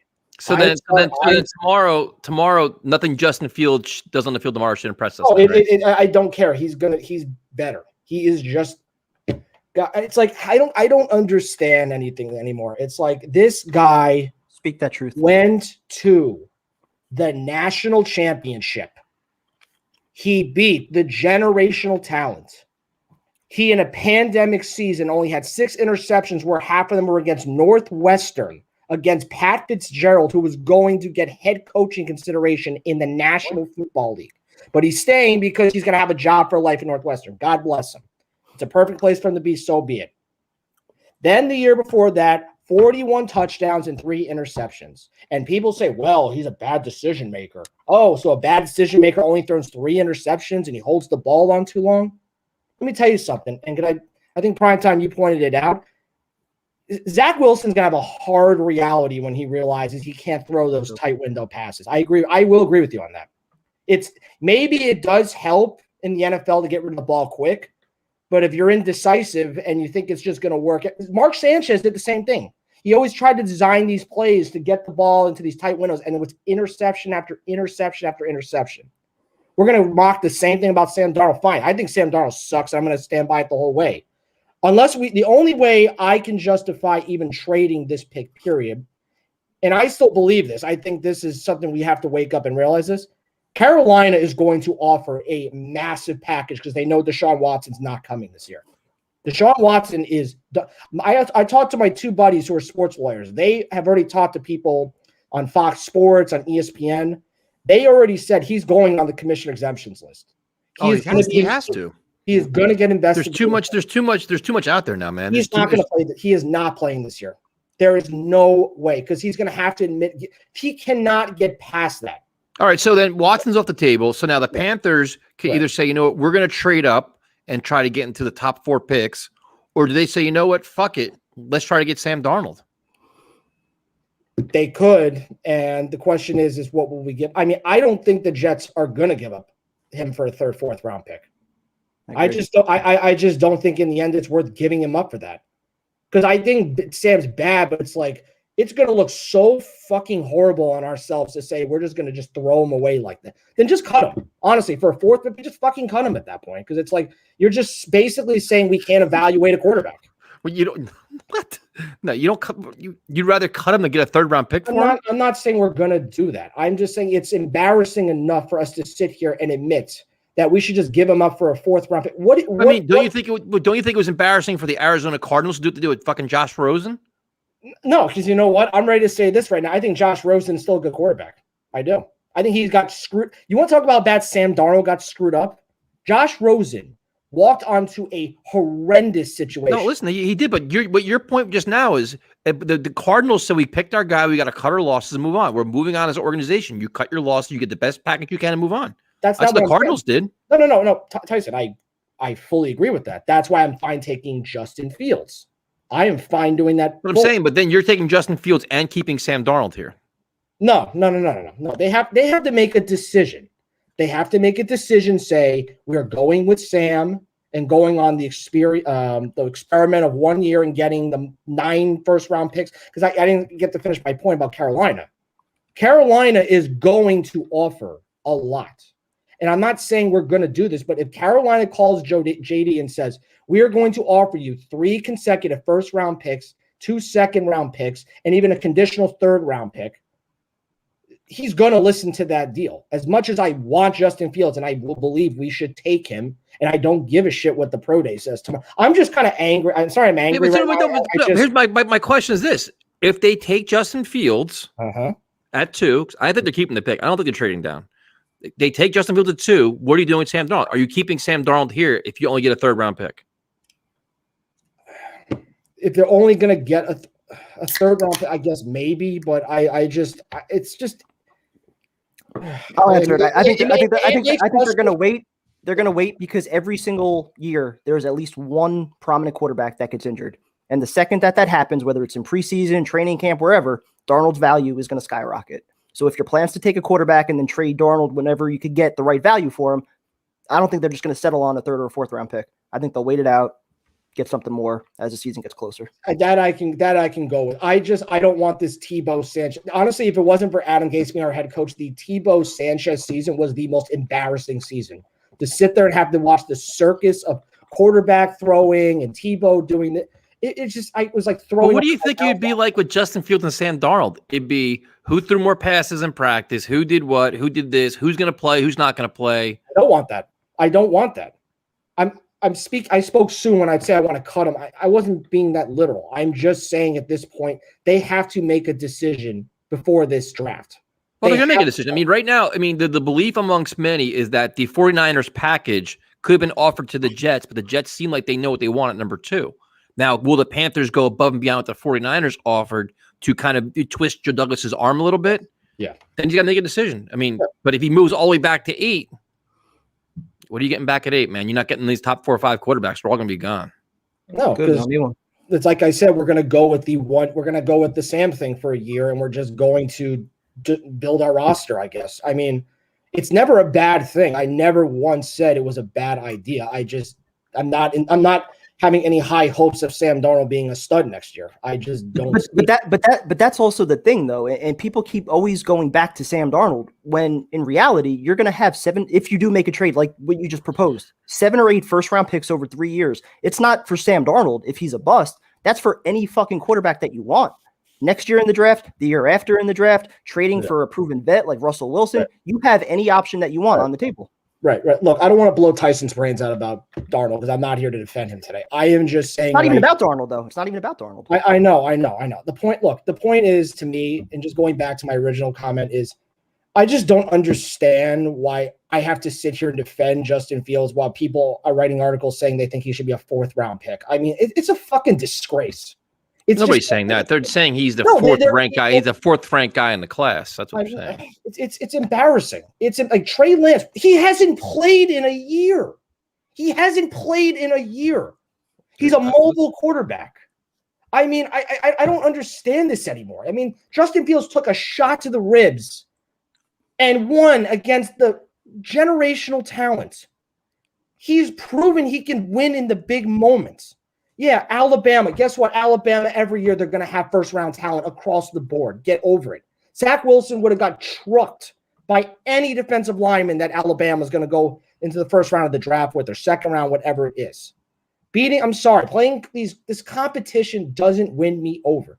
The only thing I could think of is maybe like Patty Mahomes playing like, the Big 12 and like, oh, okay, whatever. Like Kansas State defense, he was that.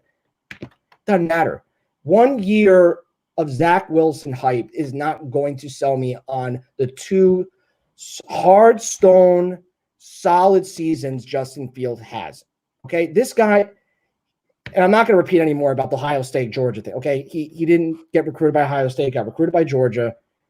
This guy is a high character, can throw the deep ball, throw on the run that everyone's talking about. Zach will tomorrow. I'll bet you tomorrow. Everybody doing the pro day. Look, he can run outside. He can get that ball out far. He can throw the deep ball. I'm like, isn't this everything we praised about with Zach Wilson in his last pro day? I didn't watch the whole thing because it was just a joke to me. But what are they going to say tomorrow? You see him hesitate a little bit throwing that ball. I'm like, is anyone really going to say that tomorrow? No, they're going to say the exact same things as Zach Wilson's pro day and like Sam Darnold's pro day when everything was so wonderful and beautiful. And you're going to see. That's why I don't think it has anything to do with the pro day. I mean, especially like the trade went down for with the Niners. That went down on Zach Wilson's pro day. So, I mean, clearly there were discussions going on before that, and the Jets didn't want to engage in anything. So clearly, to some degree, it seems like they have their mind made up. So I don't think the pro days really factor into this all that much. I don't think JD wants to show his cards. That's the one compliment I'll give him. I don't think he's trying to show anything. I think he may not be showing his cards, but I mean, I think if somebody offered that, the 49ers aren't even talking to the Jets or they weren't interested in that package, I mean, that's kind of telling already. Because the Jets have ties to the Eagles and the 49ers. They do. I mean, because they didn't have official trade talks, I mean, I'm sure they have a notion of what the Jets are trying to do right now. I mean, to me personally, if we're going to talk about the Dolphins just for 1 second, I think their master plan of Watson failed and they had no choice but to have to make a trade like this because they're going to have to commit to Tua for another year. They don't really want to commit to Tua. They really deep down do not want to. They got a shitload of draft picks. They can do whatever they want at this point. I know they can do it. I mean, they're going to try to go for Watson next year. I'm telling you, they're going to try to go for Watson next year. But I think the Carolina Panthers, in my opinion, are the team we're not talking enough about. We've been talking about them for 3 weeks. No, we have been talking about the fucking Panthers. What have we been saying, prime time? The teams that need a quarterback because they're at number 8. They've been most aggressive. They've looked at every veteran quarterback. They've been in talks for Darnold and everybody else. Well, not you guys. The Panthers, the Broncos, Falcons at 4, Panthers at 8, Broncos at 9. Those are the teams you're probably looking at. I will say this though, Tyson. You said it already about the Washington. I think if there's a desperation move, and maybe I guess prime time, your point about holding on to Sam, the Redskins still could be that team that will be willing to deal a reasonably decent high pick for Sam Darnold. I feel like there is still hope they could do that because unless I think the Steelers make the most sense. They should also because I'm sure Juju Smith-Schuster is going to push him hard and want to come there. But I like Dwayne Haskins still. I think they got to give him a chance also. Forget the stupid stripper shit. Like, he actually is a talented quarterback. And I know everyone's going to sit here and say, oh, he's the Ohio State homer. But, like, he was just as – yeah. If we're talking about Sam Darnold resurrecting his career and being a success, I think it's got to be Pittsburgh. I think that's, like, the most logical destination where he definitely sits for a year behind Roethlisberger. You know, the right culture, the right environment. Offense? Maybe. Again, is that the right kind of team around him? I mean, are they winning this year? All of a sudden, no. So now we're going to discount the Panthers coaching staff? Is he starting this year, though? That's what I'm saying with Darnold. Well, I mean, right? With Pittsburgh. If you trade for him, what are you going to do? You have him under this year, then you have either your option or then he's a free agent. Then what do you do? No, but I'm saying, though, like with Pittsburgh, you could have him sit for a year behind Roethlisberger, evaluate him in practice, see how quickly he's able to pick up the offense and figure out if he's your guy, and then you could probably get him at a reasonable contract after that because he hasn't played. That's that's a risky as shit. You're gonna risk a second or third round pick on a guy that you may not get nothing in return for. Just to see him in practice. You don't think the Steelers would risk a third round pick to maybe have their quarterback to see a guy in practice? If Roethlisberger's going to play all year, you're not going to see Sam on the field. Yeah, no. You got to look at him for a full year, though. You're making a fair point about Pittsburgh. You're making a very fair point. I think Pittsburgh would be a great place for him going, but I think the Steelers have to tell themselves right now, like, they need to have an answer at quarterback. Like, I think this year, this season, they should have had an answer at this point because Ben should have retired. I'm still shocked Ben's still playing right now. What incentive, unless it was because of the money? What's like $40 million he's getting paid next year? What is it like? Yeah, he restructured it. Yeah, but he's making a shitload of money. Steelers, like, this is inevitable. Like, they're going to be the Rams. The Rams are going to be stuck paying all these high price players with no draft picks. They're going to be the Steelers. They're like the older version of the Rams right now. Like that. That's why, like, everyone's talking about Matt Stafford and all that. It's just like it's ridiculous. Jake, thanks for calling in tonight, man. You're all fired up. We appreciate it. Yeah, just guys, please, just good talk, man. Justin Fields is the guy. Just good night. Have a good night. Oops. Hit the wrong button. We're going to go to, what do we got here? We'll bring some happiness to the show. What's up, Mr. Happy? Are you on mute? Oh, there you go. Oh, there you go. Hello. What's up, hello? Dude? Hey. Hey, guys. You want some chicken marsala? Yeah, right. I think I threw out. What? Listen, it's one thing if you're going to talk shit about my football takes. Don't talk about my cooking like that. Jose, here's a question for you. Jose, here's a question for you. What makes you want to what makes you want to throw up more? Prime time's cooking or prime time Zach Wilson takes? The cooking.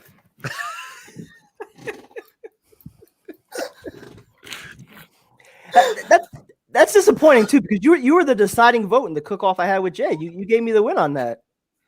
Yeah, I made a mistake. Huh. So, Jose, I have another question for you. What's worse, primetime cooking or primetime Sam Darnold takes? Still the cooking. Wow. So cool, Eminem.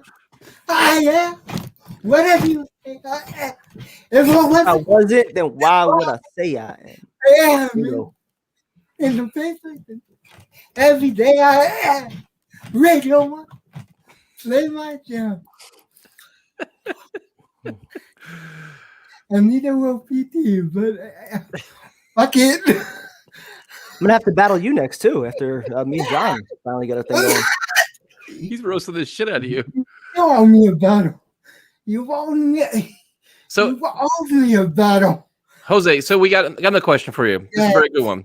What's worse, prime time's cooking or prime time's rapping? Rapping. So that's the one that did rapping. There you go. So Jose, where do you rank these quarterbacks? Who do you think is better, Zach Wilson or Justin Fields? I've already said. I've said it a dozen times. Justin Fields. Jose, see, this is the one thing we can agree on. You have Zach Wilson as your 4th rated quarterback, right? Yes, behind Lance. Yep, behind Lance. Okay. So there you go. Wait, you're not going to rip Jose now for that? I just said the same thing. You're not going to rip him? Well, see, I respect Jose's takes. Bullshit. Jose is a well-researched guy. He has very good takes. He's very informed. I don't make shit up about red flag. Exactly. He doesn't make up bullshit about red flags. I'm not making it up. You become TMZ prime time. You're a TMZ reporter now. You're all flash. You're all about the drama. You have to ask all of these questions if you're taking a quarterback. You become a TMZ guy now. You're like one of those guys now. I didn't accuse him of anything. You're like Skip Bayless now is what you are. All right, so Zach Wilson's the golden child. He's perfect. Let's not question anything about him. Right, Jose. Prime time is gone. He's gone really prime time now. Great kid, great man, perfect leader, does nothing wrong. Great kid. He's exactly what we need. The locker room will gravitate towards him. He's going to be a star. Brandon, can you say 3 words for me? I'm a liar. What was it? I didn't hear you. I don't even think I want to know. Oh shit! Oh my god! This fucking show tonight. It's been a disaster, an absolute disaster. Oh man! You're a liar. Prime time. He is. Prime time's because you're really embracing the Kardashian role. He's like a TMZ reporter now.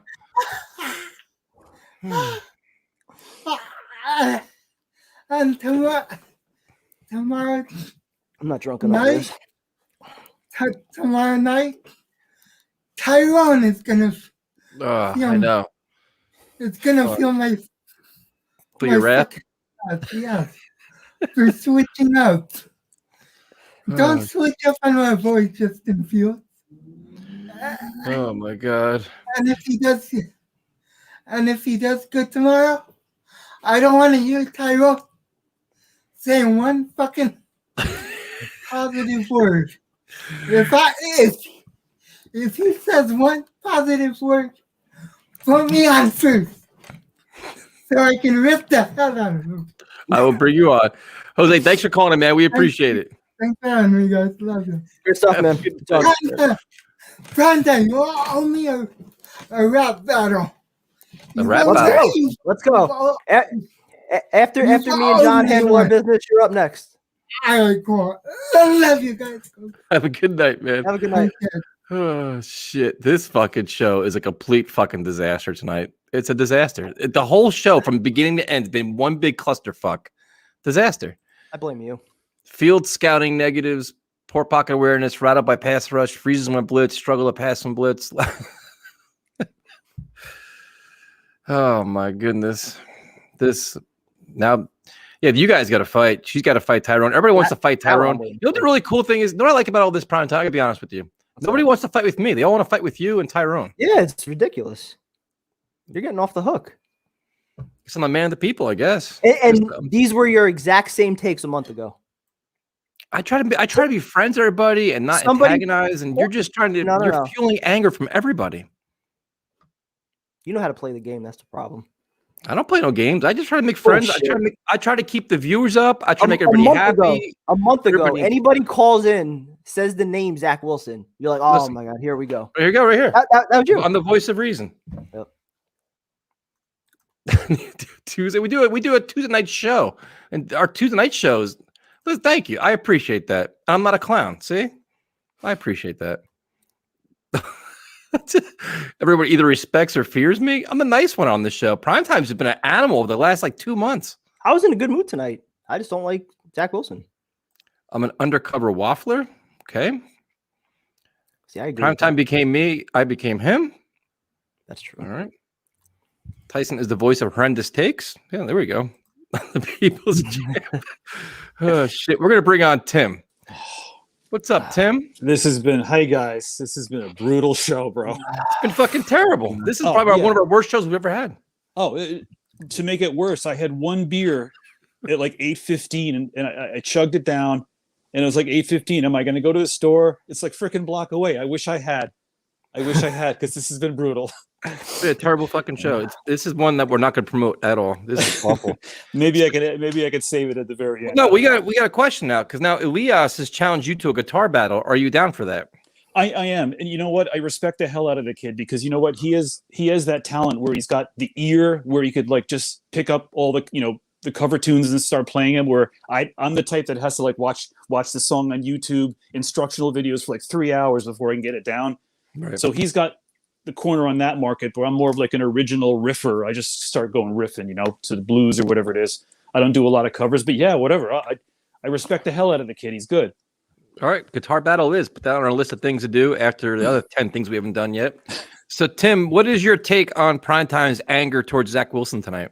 I appreciate Mr. Primetime's the research that he did on Zach, watching the tape, come to the endless hours of those tapes, coming to the conclusion, and like Mr. Primetime, I believe character is really important. I said that 2 months ago on the show, and for someone that if Zach, I don't know where those little comparisons to Johnny Manziel came up. Maybe it's people doing hot takes. Idiots. Fucking Mike Tannenbaum said it.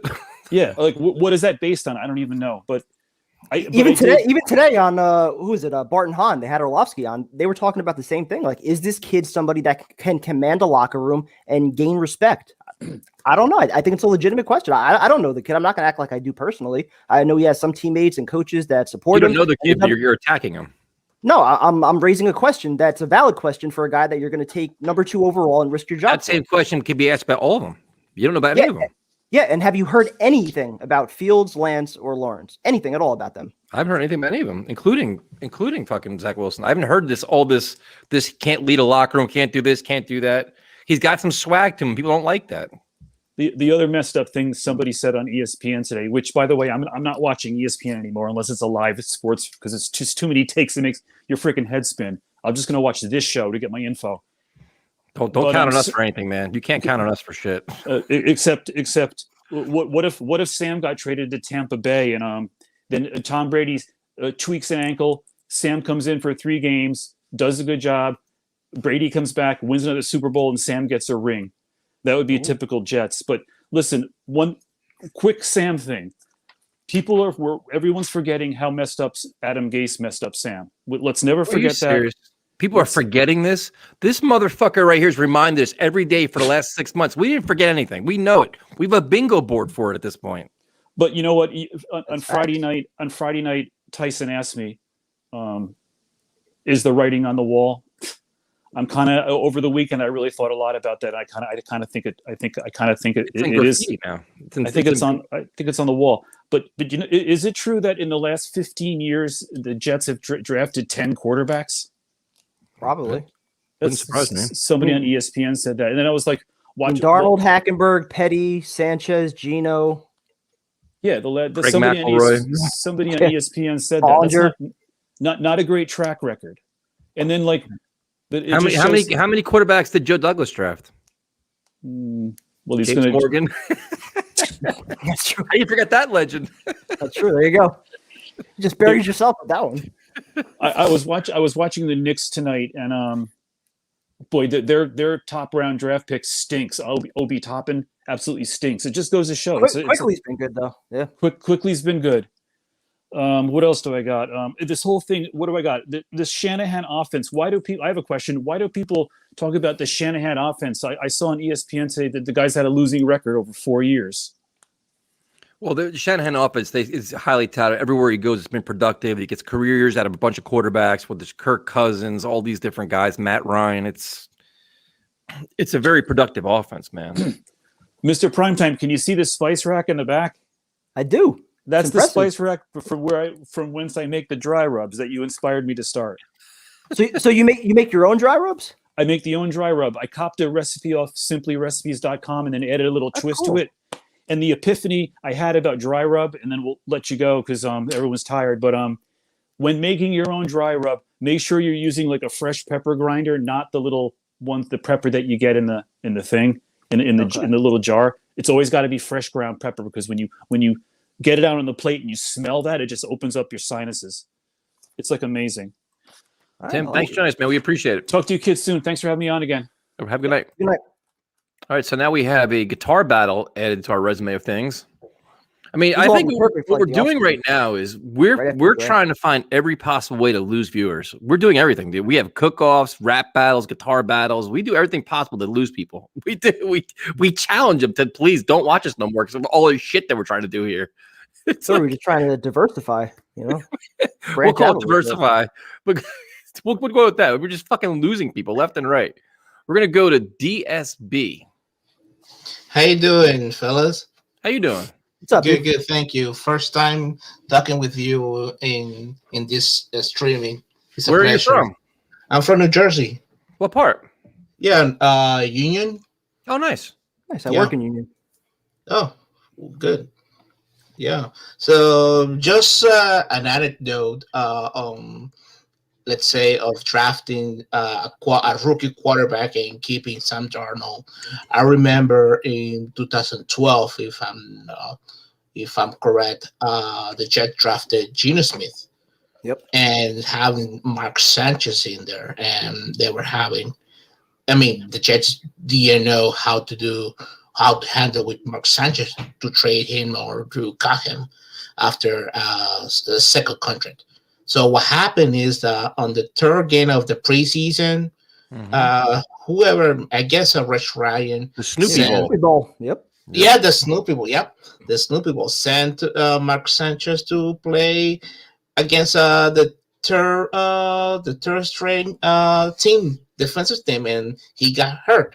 Yep. Well, not just that. He started the game, and then Geno came in, and then they put him back in to try to get the fucking win at the end, and that's how he got hurt. Yeah, so I don't know if it's. I keep that scenario in my mind. Is this? Is this let's say Jets bad faith that he might be doing the same thing to Sam Darnold? I don't know. Just trying here. No, right now, the Jets mishandling a quarterback goes back years. Rex Ryan did it. Todd Bowles did it. Adam Gase did it. They all did it at certain points, man. Now you got to hope that Saleh and Douglas actually have a plan, a blueprint for the next quarterback they get to not do the same thing, make the same stupid mistakes. Yeah. That's the only hope we have right now, man. Yeah, and also I'm in favor of trading the second pick because keep in mind that that's a good thing to have a good addition on the free agency. However, we don't have, the Jets don't have, let's say, a core team to build in. We have a bunch of holes. What we have Quinnen Williams and Marcus Maine. That's it. Well, Becton. Becton. Yeah, and that's it. But we don't have, let's say, someone to develop in the linebacker, for example, or edge rusher, like drafted edge rusher and such. Well, you got. We have names. But so I agree with your stance. The Jets need a lot more players. I agree with that. But after seeing the 49ers make the trade, do you have faith that somebody's going to outdo their package for the Jets to actually move down? It's difficult, but not impossible. But right now, if you had to make a bet right now, today, the Jets are going to trade down. They're going to get a package bigger than a 49ers package. Will they get it? Yes or no? Yeah, of course. I'm looking for. I can see Atlanta first.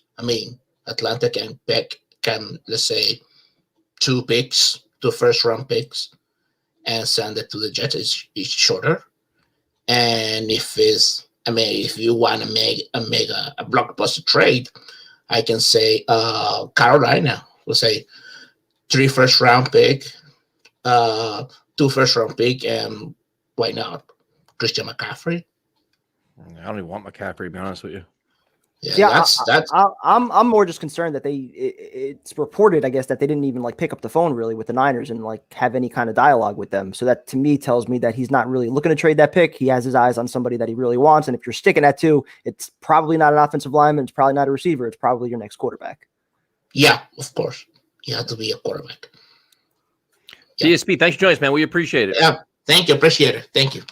Have a good night. Prime time. We have some breaking news apparently. Oh no, what happened? No, this is gonna be tough for your heart. I know this is gonna be a very sad moment for you. But apparently, Waffle Wire has unsubscribed from us. What? Waffle Wire is mad at us. Wow. Did he really? Wow. I mean, I'm not really sure how we're going to overcome that loss. I mean, that's going to be one less card that we have to deal with. I mean, are you okay? I mean, does that upset you? A little bit. He's a good dude. I liked him. Yep. Not the best football takes, but he was a good dude. See, he'll be missed apparently. Yeah. So yeah, I'll miss him too. Oh. So thanks for announcing that he was unsubscribed, because I had no idea, but it's gonna, Rucker is the last show, man. If you don't know who he was. So we're gonna go to Mr. John. What's up, man? Yo, what's up? What's up, John? Waffle Wire's out. I'm heartbroken. I gotta tell you. I just have to say that. I'm really I thought he was coming along a little bit. Week by week he was getting a little bit better. So many waffle takes, we ran out of syrup. That's why we had to cancel him. Yeah, I mean that's just the way it is. I mean, I guess he gave Tyrone a run for his money most of the time, but I mean, right, he's always beating up Tyrone. Tyrone has a couple. Man, if Tyrone comes on tomorrow, because I'm calling up, and he says he likes Justin Fields or some bullshit. He's been on that Zach Wilson train. You better stay on that. No. He was on the Justin Fields train, and then on Friday he changed to Zach Wilson. Yeah, he changed to Zach Wilson, but he was always like Zach Wilson got those anticipation throws. He got those anticipation throws, and then Zach Wilson put on a show. And then we were all like, "Oh, Tyrone's got to waffle big time tomorrow." There's no doubt. Well, the only thing that's going to save Tyrone is that Justin Fields' pro day is tomorrow, so he may be able to be brought back by the time the show comes on. Man, he could be saved. I still don't think that's going to mean nothing. I think Zach Wilson put on a clinic prime time.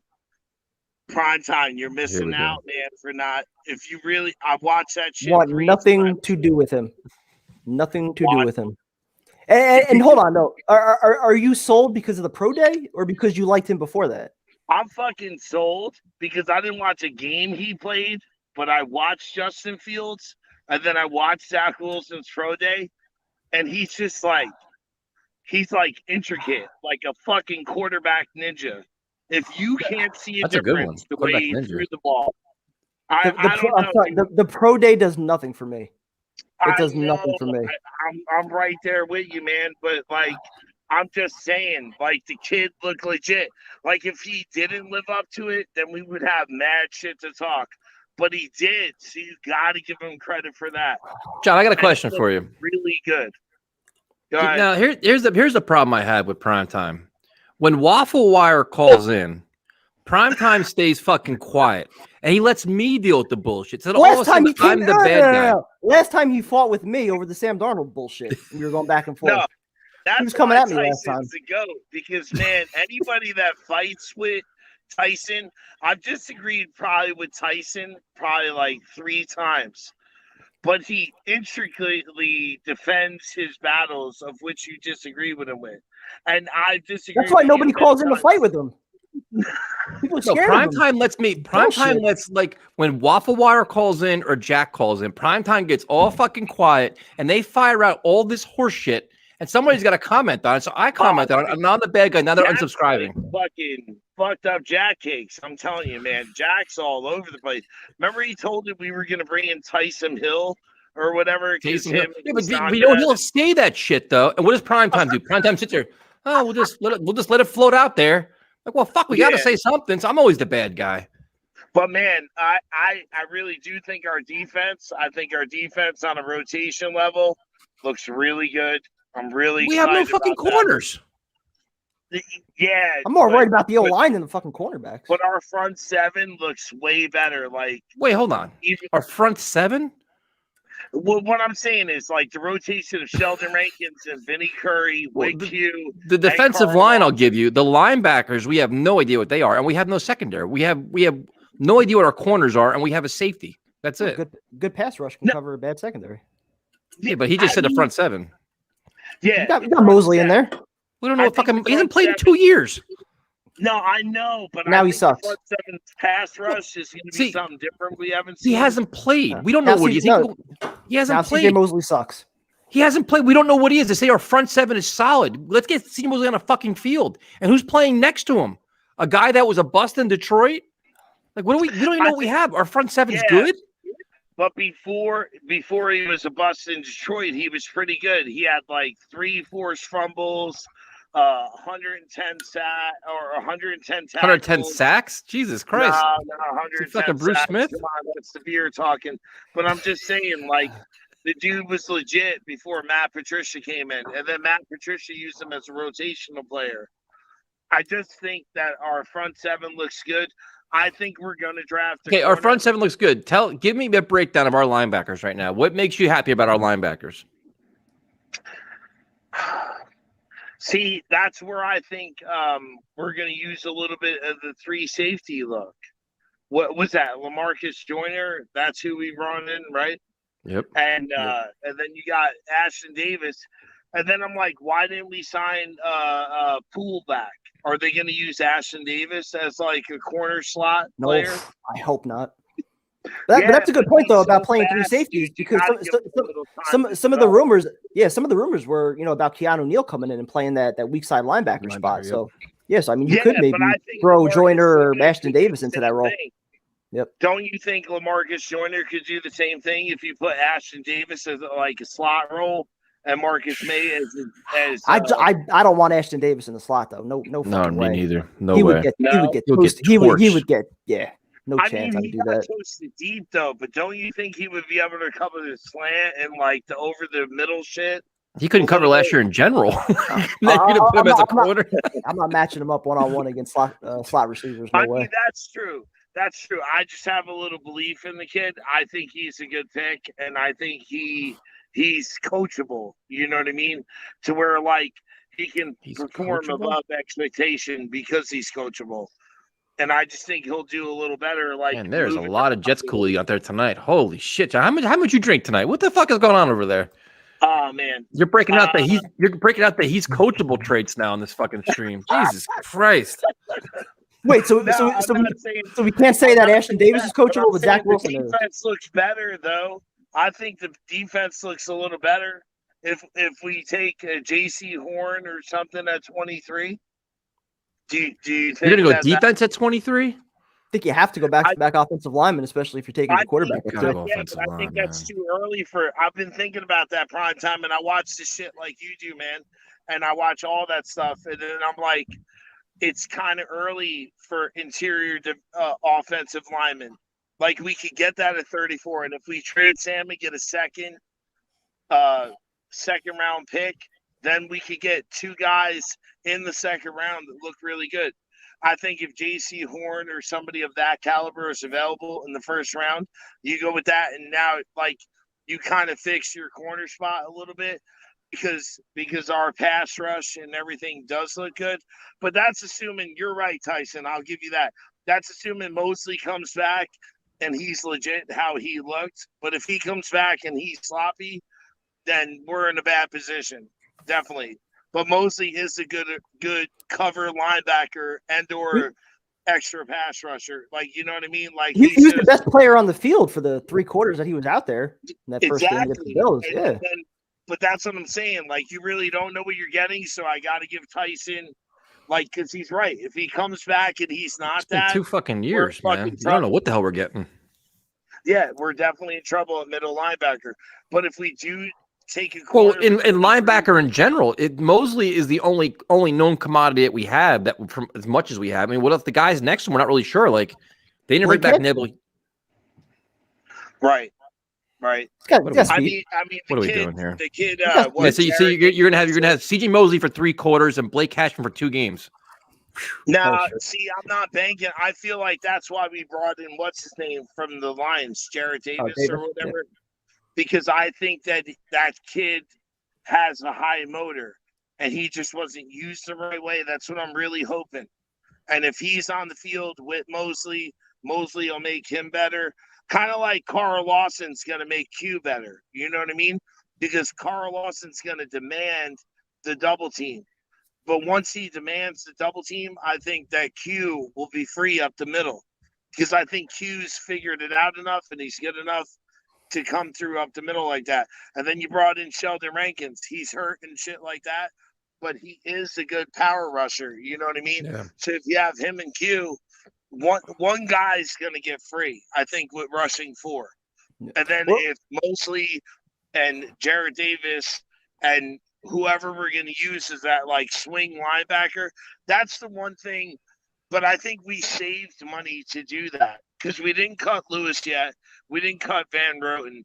And if we get that in the draft, we could still cut those guys and save money. And I think we could still sign another linebacker and or find a linebacker in the draft. We need one good pass cover linebacker, I think, is what we really need to lock up that front 7. And then that'll make the corners good. No, I'm curious at linebacker, like where guys like, Bryce Huff, Zuniga, even like Kyle Phillips, like where do those guys fit in? Like, are they more like 4-3 defensive linemen, or can they actually play linebacker in a 4-3? I don't really know. I think they can play linebacker, but like Zuniga and Huff at like a rotational thing, kind of like how we're going to use Rankins. I think what Salah's going to do is he's going to use like these guys. He's going to rotate them in so that they have potential at their rotational position. Like instead of Rankins playing extra downs where he can get hurt, or Huff or Zuniga where they're not ready, he's going to put them in and be like, just go after the quarterback. And if he gets that from them, I think that's going to give our other guys a little bit of breathing room and make them look a little good. You know what I mean? I think Bless Austin would be good as slot cornerback. I think Bryce Hall would be good as an outside cornerback. And if we got one other outside cornerback with our safeties. You say Bless Austin be what? A slot corner? Yeah. He's what, like 6'1", 6'? I think he's a little too big for him. He's not good at covering, but he likes hitting. So you could send Make him a linebacker then. Fuck it. He's kind of it's never a good sign. If you say your corner's not good at covering, it's probably not a good sign. No, I know that. But what was the dude we had? Buster Screen. He was kind of good at that. He was kind of good at going like stopping the run and going after the quarterback. And then he was okay at coverage. And I feel like Bless Austin's kind of like that fit, like where he's a big hitter because he does lay the wood. He does. When he gets a chance. I think he got exposed a little bit last year, it seemed like. But John, thanks for calling him, man. We appreciate it. All right. Good call, man. Good stuff. Way to get the show back on track. Yeah. We're gonna go to Australia. And welcome back, man. Real quick, Sasha. What's up, mother bitches? Javelin Guidry being our slot cornerback. But what's up, Darren? Hello, Kevin. Hello, Tyson. How are you? Welcome back. Thank you very much. It's been a wild ride down here in Australia the last. What the hell happened? Weeks. You have floods? Well, I got sick, and then we had floods.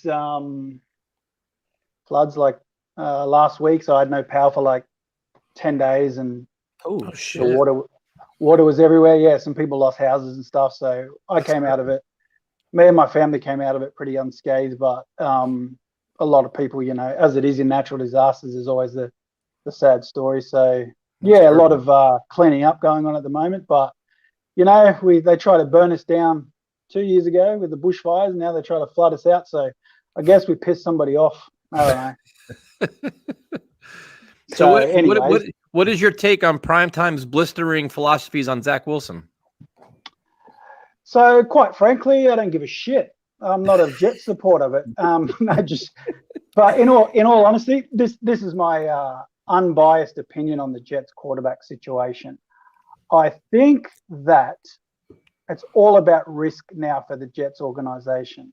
And the risk is Sam versus whomever they draft. And it's all looking like it's pointing towards Zach Wilson. So if I talk about Sam for a second, the risk with Sam is that he's going to play the way that he has played in the last 3 years. Now, I understand what Kevin's saying about Adam Gase and the offense and all of that. And I 100% agree with him, 100% that he is correct. But the risk still remains that Sam will continue to play as he has played the last couple of years. And everybody who makes it to the NFL, whether people call him a scrub or a bust or whatever, have football talent. Nobody makes it to the NFL without talent. But the difference between having longevity in the league and having talent is your ability to consistently display that talent on a regular basis and then show improvement consistently. Sam has unfortunately been on the roller coaster. He shows he has a good game or a few great series and then he declines. He has a great series and then he declines 2 series. So I think the risk for the Jets organization is that Sam continues to be what Sam has shown in the last 3 years. Then if you go to the rookies, the risk of that is they're going to be worse than Sam or they're going to be better than Sam. And I think at this stage, and Kev, I've said this to you in private, that I agree with your takes on Sam.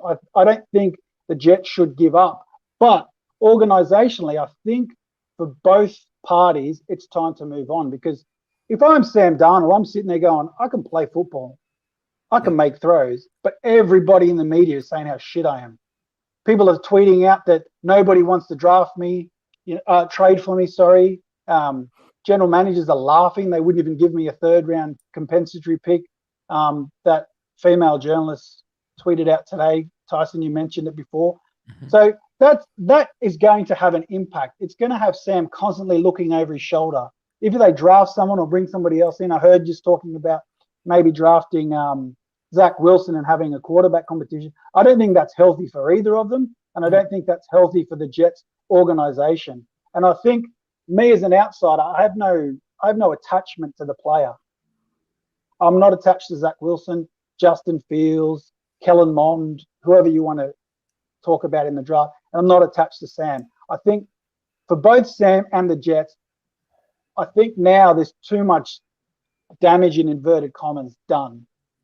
Adam Gase damaged Sam, and Sam's damaged himself in the eyes of the Jets organization, just with the way he's played.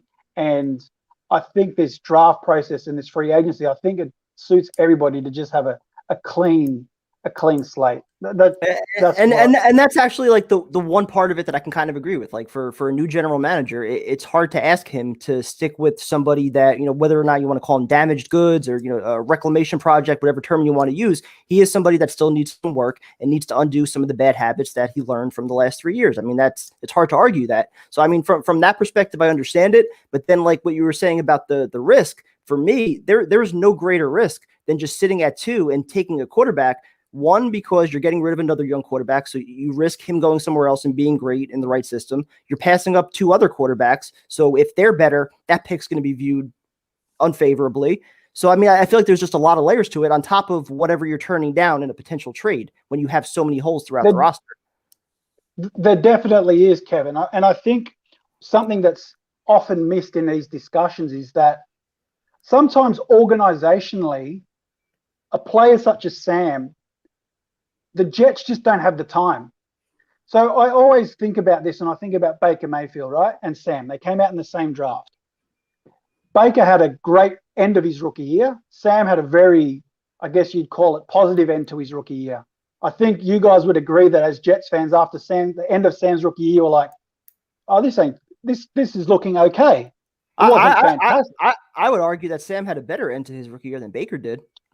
Well, Baker broke the rookie passing record, so we can flip coins and pat each other on the ass all day. But the last 4 games, the last 4 games, he was number 1 in QBR, and I think it was the 2 games against Watson and Aaron Rodgers. He put up I think it was 550 yards, 5 touchdowns, and picks. So I mean, he was starting to trend in that same direction.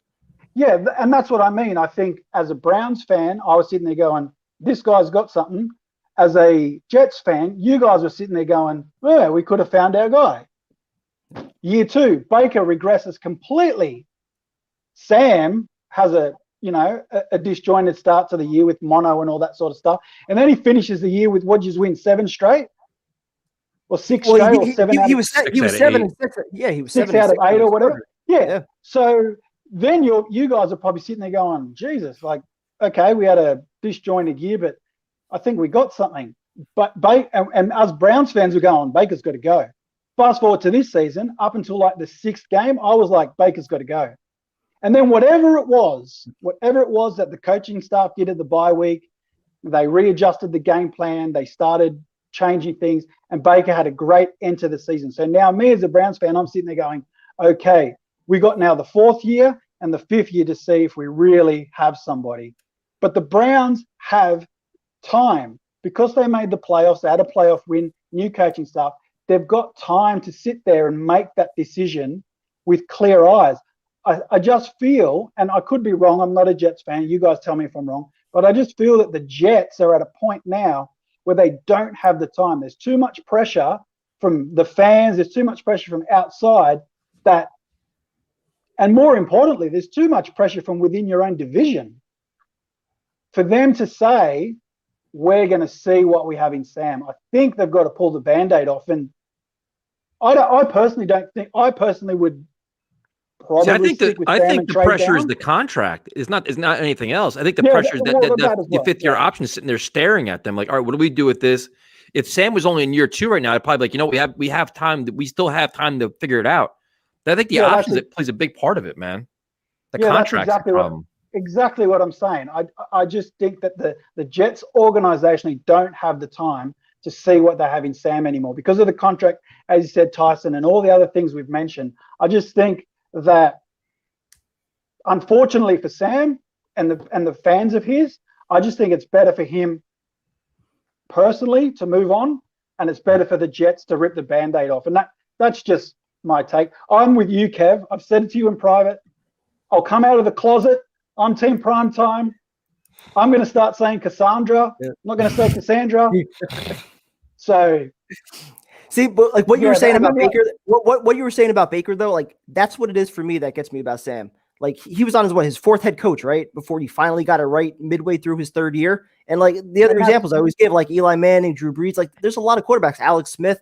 It takes them 4 or 5 years sometimes to become that franchise guy. And especially Darnold, he didn't play quarterback his entire life. I don't think he started playing quarterback until he was like a senior in high school or even in college with USC. So he's relatively new to being a quarterback. So I just think with all the X factors that you factor in, it's understandable that, you know, his growth has been stunted since he's been drafted by the Jets. They've done nothing to help him. And once Baker finally got that help, you saw his game ascend.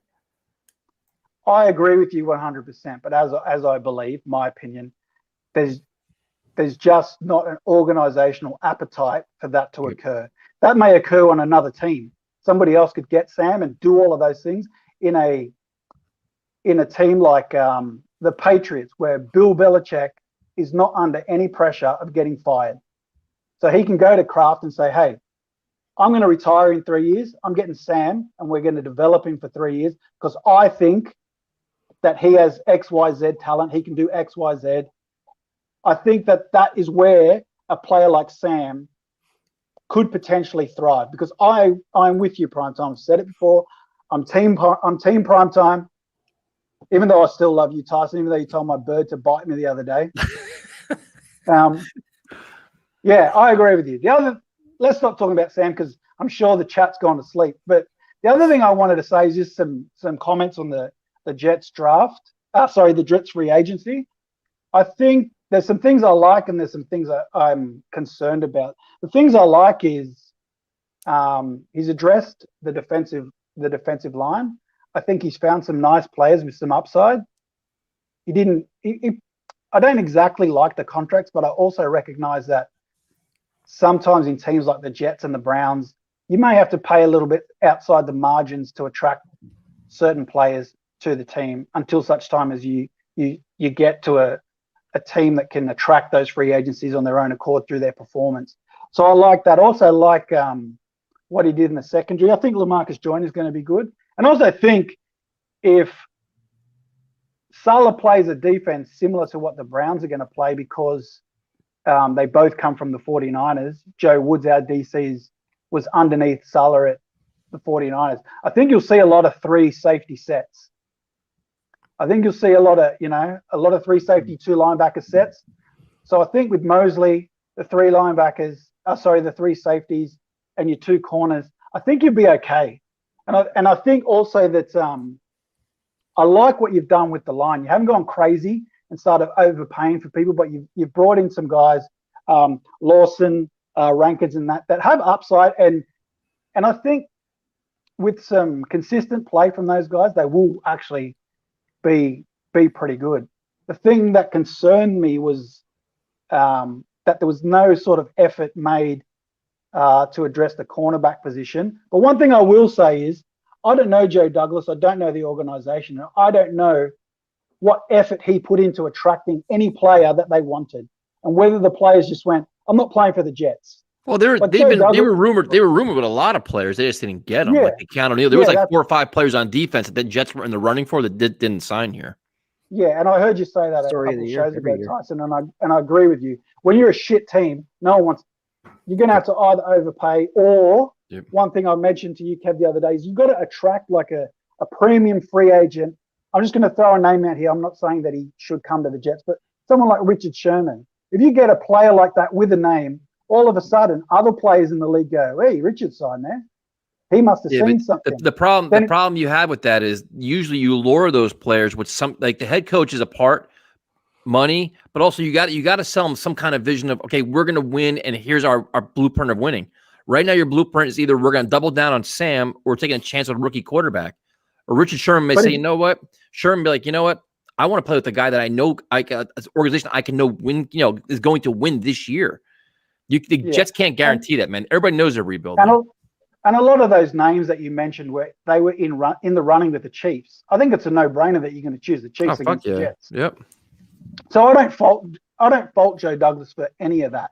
The other thing, and the things that I don't like, or I won't say I don't like, that sort of made me scratch my head is, if we're bringing in a rookie quarterback, I'm sort of going to address that offensive line straight up. Bingo. Yep. And I know you guys have spoke about it. And okay, maybe he didn't get the players that were available. Said, I like you too, Sasha. I think that the players that he tried to get in the offensive line obviously chose other teams. But I just to be honest with you, I think he's coming off a little bit arrogant right now because day after day, Joe Douglas, because day after day, offensive linemen are getting signed all across the NFL, and he's doubling down and saying, you know what, I feel comfortable with the guys I have, and I can just draft guys. And that, listen, it could work out for him. That's, like I said, understand the whole build through the draft shit like that. But it's just remarkable with all the holes they have, and he's staying firm with Van Roten and Lewis, and we don't even know what Cameron Clark is, and all. It's just, it's arrogant. It's arrogant. It's a risk we didn't need to take. Bottom line, I think there's a lot of talk about the Shanahan offense, and the Browns pretty much run the Shanahan offense, and you need a certain type of offensive lineman to be successful in that offense. You need guys who are stout pass blocking, but more importantly, they're mobile, because there's a lot of shifts, there's a lot of pulling, there's a lot of that sort of. You need those sorts of guys. Now, I don't have the sheer knowledge of the Jets line to know if those players exist, but from what I saw, I would say that's a no. So I was just a bit of head scratch as to why. And I don't think there's anybody. Don't they say there's like less value on the interior? Like for the Niners, I don't know, like with the Browns, I know you have 2 good tackles with Conklin and Wills, but supposedly, I guess they're saying there's not much value placed on the interior, that they can get by without, premier guards, I guess. I would say the MVPs of the Browns offensive line are the 2 guards.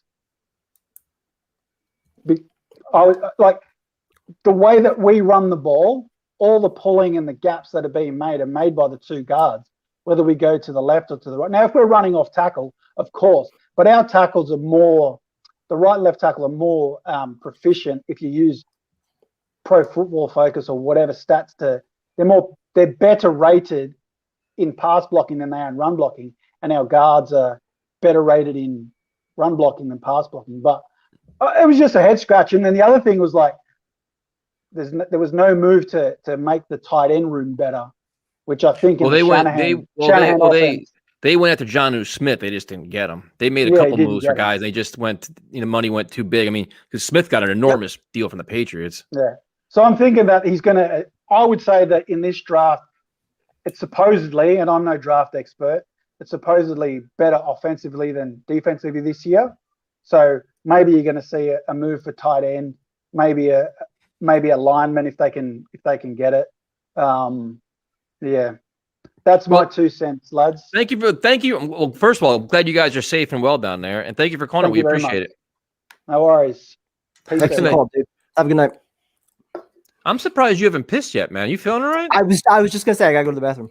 All right, that makes sense. Makes sense. It's been a while for you. I was gonna say last show I didn't even go at all. That was probably the first show I made it. So we'll do. Let's see here. We got a bunch of people. Let's go to the comments real quick for primetime. Great call. That'd probably be our call of the week, I think, unless somebody beats him. Yep, I know this is coming. You can see this. This has been Primetime's night tonight. His takes, man. Oh my God. Let's see. This is why. Well, what is this? This is why I don't invite fellow Jet fans to my house because I eventually kick their asses out. Yeah, I mean, yeah. Primetime really isn't drinking. He's been eating. He's been reserved. What's up, Zach? There's another good comment up here too. Let's see. Can someone say what Joe should have done with the O-line? I mean, the problem is almost all these prominent centers have gone. All the Thuneys. There's offensive linemen getting signed almost every day, man. The Jets aren't making any moves at all. It's just wild. It's not just they signed one guy, and so he's a versatile guy, but he wasn't really a good center. So I don't know. Let's see. At least Jack's still here. We didn't lose Jack yet. That's good. We only lost Waffle Wire. We didn't lose Jack yet. He's staying strong. All right. We're going to go to Mr. Ghost Pepper. Is he there? Uh-oh. Oh, there he is. He came flying in. You're on mute, my friend. Yo, Vinny. Turn your microphone. There you go. What's up? What the hell are you listening to? What the fuck is that, dude? All right, I'll turn around.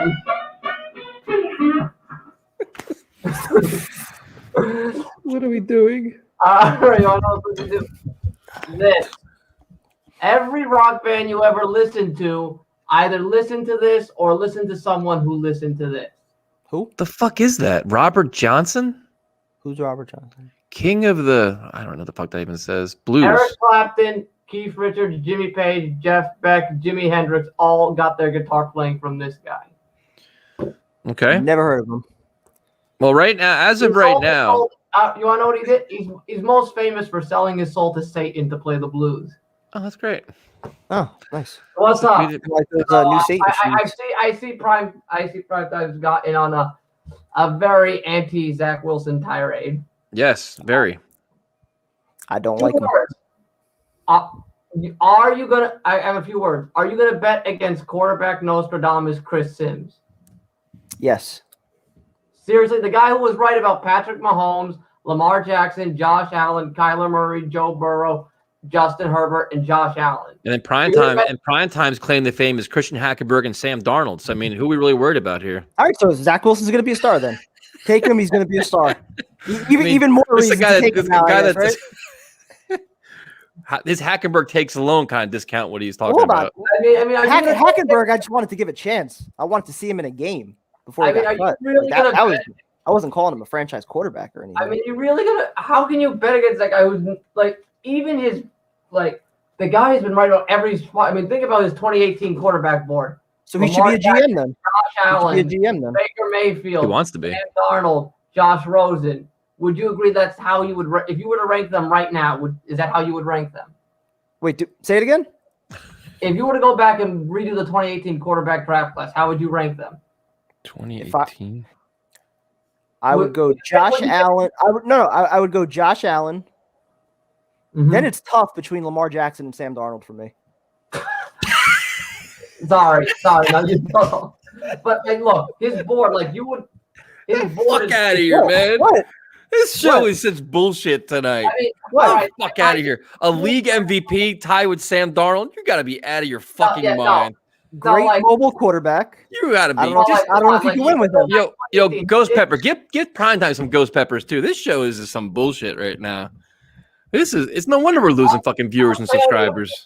All right, yeah. Wasn't there rumors last week that not last week, like last year that Harbaugh wasn't happy with him, or they were potentially a fucking league MVP? Yeah, 2 years ago, and then last year he didn't really. I mean, yeah. Last year he was only just great. That's all he was. He only won his first playoff game. Sam Darnold came and tied his fucking sneakers for Christ's sakes. I don't like him as a passer. Great mobile quarterback. Yeah, you gotta hate those. You gotta hate those fucking league MVP winning quarterbacks. Gotta hate those fucking things. I would take Justin Fields over Lamar Jackson, though. I think he's a better passer, and he could still do almost as much with his feet. I'm just not going to bet against a guy who's been right every time for the last 5 years. I mean, that's like betting against rain to come down from the sky. That's a bold take. Don't you owe us a ghost pepper? Don't you have to eat a ghost pepper tonight? I and play the guitar. I will give you a ghost pepper if you can guess this song. It's much easier. Oh yeah, you played. I'm still mad about the last bullshit you made to listen to. Some fucking. If you don't know, if people don't know this song, it's gonna be. I'll tell you this. I'll give you the hint. It's off one of their 4 most iconic albums. I'm only gonna play 4 notes, but these 4 notes are so iconic. Only 4 notes. Please just fucking shoot me. Just somebody shoot me. I want to get electrocuted right now. Can I get electrocuted? Just please, just electrocute me.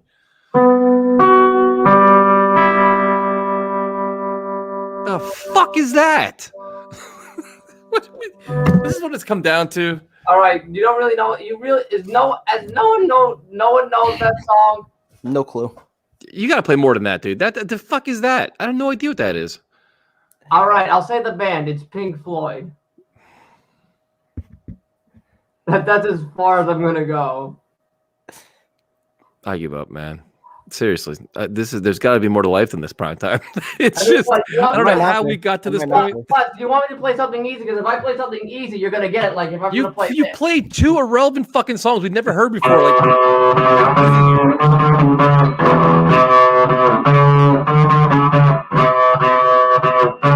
Rolling Stones. I don't know what that is either. Rolling Stones. Exactly. You know that one. See? Oh, see, I didn't even know that one. Up there, someone got it. Someone got it. It was "Shine On You, Crazy Diamond." See? Oh my God! So now you gotta eat a pepper, right?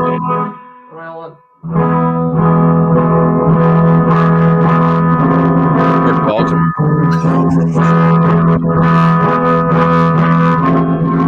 Wow. My fucking ears are killing me. Wow, right? Or dogs. No, they don't stay in the fucking room.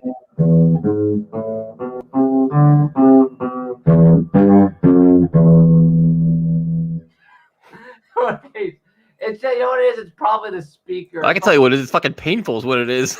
It's probably my mic. It's probably the. Where the fuck are your dogs at? Where'd they go? They're upstairs. I'm lucky them. Holy shit. Oh my God. Yeah, that sums it up, man. No, I haven't played it. I don't play very often. So wait, let me understand this. You don't play very often, but when you do play, you want to do it on our stream. How about this? How about you play often, practice it, and then come on and play for us? How about that idea? Why do we gotta get punished for your lack of playing? I have played. Like I said, I've actually been practicing the last few days. You just said you didn't practice. What are we doing here? What the fuck happened to the show? That's La Bamba. No, that's actually Twist and Shout. Oh shit. Oh fuck. Richard, thanks for calling in, man. We appreciate it. All right, you know what? I'll keep it down. I'll keep the guitar playing down to the minute until I get. Just practice, man. Practice for you. Come on here. This is what it's come to, man. Like seriously, this is the fucking levels we've got. I mean, we had 2 good calls in a row. We were starting to. Holy shit. We'll go to our good friend Afram, who's I don't know. He's probably just shaking his head at this point. I'm actually falling asleep, but that's okay. Good job on the chicken there. Sometime. Thank you. I'm going to agree with Tyson. on the fact that time has run out for Sam, unfortunately. Basically, his contract screws him. And I don't think they're going to waste a year to try to fix a quarterback when they could groom a quarterback on a rookie contract. That's the bottom line business decision, I think. That's what they're going to do. I want to bring up that everyone seems to, when they start comparing quarterbacks, and this guy didn't play here, or he played this guy, or he didn't do this, and they always dismiss when they go up against against Alabama. Why do they dismiss? Because they have such a great team. Well, guess what? When you get into the pros, you're going to face good teams. So if you can't perform against them, then don't come with me and say that, oh, this guy didn't play. He didn't have he played against weak opponents. I don't really see any screaming names coming out of BYU except for him and what talent he had. To me, from what I see, he's made his players better versus these guys who've had draft picks, have high caliber draft picks, especially. That's a good take right there. Okay, so do we know? We always say, "Well, Mac Jones had all these guys, so of course he's going to make everything's going to look good." We don't know if he made them better. We don't know. Tua had these guys who look better, Jones or Tua. I don't know. Who's going to make that decision? But Fields may be good, but when he faced Alabama, he didn't look too good. He was hurt. Trevor Lawrence, yeah, well, he's behind the. You take the snaps, you play what you're playing. Bottom line, Trevor Lawrence didn't look good against Clemson. I mean, against Ohio State. Do we dismiss him now? He sucks because he lost. You know what I'm saying? So I mean, I'm going to go with the fact that you've got professionals looking at these guys, and they're going to make the bottom line. They know what they're looking for. Is this guy going to fit in my scheme? Does he have what it takes for what I need? And they're going to go there. Now, as far as the San Francisco deal, I kind of think they didn't want to go back to 12 because I don't think that they're going to get much, or versus then maybe they're waiting for a haul from Carolina. I'm not sure. I'm not definitely sure what this guy's going to do because everyone said this, and he has never done anything what all these guys have made takes on. He's got his eyes set on one thing, and he does what he wants to do. He has his plan. So it's going to be very interesting come draft day. Well, this is his first true offseason of him being in full control. Like last year, he had the whole Adam Gase power struggle, and God knows who had personnel say and all this other So this is his first true offseason. So he is sticking to this is his plan, man. Whatever happens now is his plan. Last offseason didn't count. I'm saying this is his team. He has full. Last year wasn't his team. Last year wasn't his team. No, it wasn't. He was just drafting guys. They both reported equally to the owner. Right. He's answering all the questions here. He gets blamed for last year, but now we're going to say Adam Gase didn't have say on personnel last year. Remember, he got the players, but Gase had the power to play whoever he wanted to play. We saw that. Okay, he was sitting there fucking trying to chase the goddamn running back from the Dolphins. You think Joe Douglas is a big fan of Kalen Ballage? That's the ownership did that. I mean, they finally agreed to have a sense of organization, to have your GM pick your coach. When you have two in the same power, they can do whatever they want. Like this I find it very hard to believe that if there was a player that Joe Douglas wanted, he couldn't have went out and gotten him last year. What I'm saying is this year it's undisputed. There is no questions this year. Everything that happens personnel wise is his responsibility. He gets last year. Come on, man. Now you're gonna say Gase had no say in personnel last year? He had a say in it, but who makes the final decision? General manager. They're disputing all that. How it was all handled last year. There's all kinds of disputes. What kind of role Gase played? I find it very hard to believe, especially if Gase was on the hot seat, that he's making major personnel decisions with this team. My point is, this year, every decision made, whether it's a draft pick, free agent, everything is going to fall right on Joe Douglas's head. Last year, there is a gray area with Adam Gase. This year, there is no gray area. That's all I'm saying. This is the coach reports to him. Last year that it wasn't the case. That's all I'm Every saying. decision made this year, he made. Coach It's on him. The it's on quarterback him. decision is on him. Everything that happens this year is on him 1,000%. Salah's bad, it's on him. That's it. LaFleur's bad, it's on him. All the guys he brought in free agency, it's on him. It's going to be totally on him. He's basically the bottom line. He's the final. He's buck stops with him, as they say. So it's totally, you know, is he following a plan? I believe so. Are they picking and choosing the guys that fit for their plan? I believe so. Like you said, I know I read that he reached out for Jonnu Smith because they wanted tight end, but I don't think he was paying $12 million for. Was it $12 million he got from It was like New England? 5 years, 50 or something like that. Yeah, it was a good contract. So well, see, but he's playing a couple different games that it can either help him or hurt him. He tries to play hardball with contracts. He tries to get the max value on every deal. He wants an easy out after 2 years or 1 year. All the contracts are pretty much structured the same, where it could be excellent value where you can get out after 1 year, or you have the 2-year deal. So that he could see what he's trying to do, which is fine. But at some point, you got to find long-term commitments to get long-term players. Yeah, and he he's doesn't have. And last year's draft didn't give him. And last year's draft is kind of like, all right, there's all these. It's a lot of risk taking right now because we don't really know what he is, and there's so many friggin' unknowns. And all we do is assume what he's going to do. And like you said earlier, pretty much everything we assumed about him coming into this offseason, he didn't do any of it. Pretty much any of it.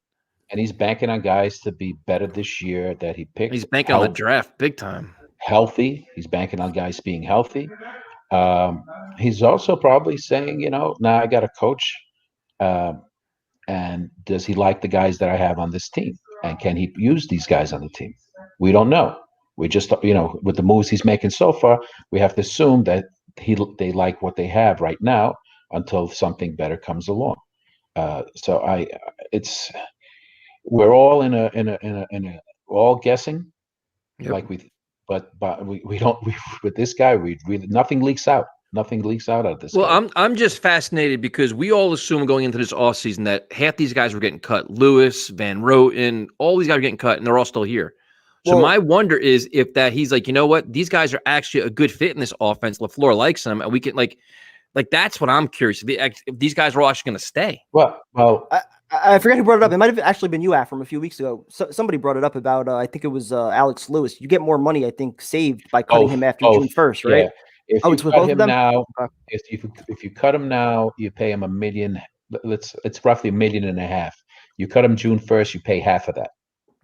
So now both players, you get half of what you owe. But couldn't you cut him now and designate them as a June 1st cut though? I have no idea. That I don't know. Just like we don't know what they can do with does the team that takes Sam have to pick up the 5th option? These things I'm not sure exactly. I think the team can, because I think I read that today. That if you trade for him now, the team has the option to pick up the 5th year option. Yeah.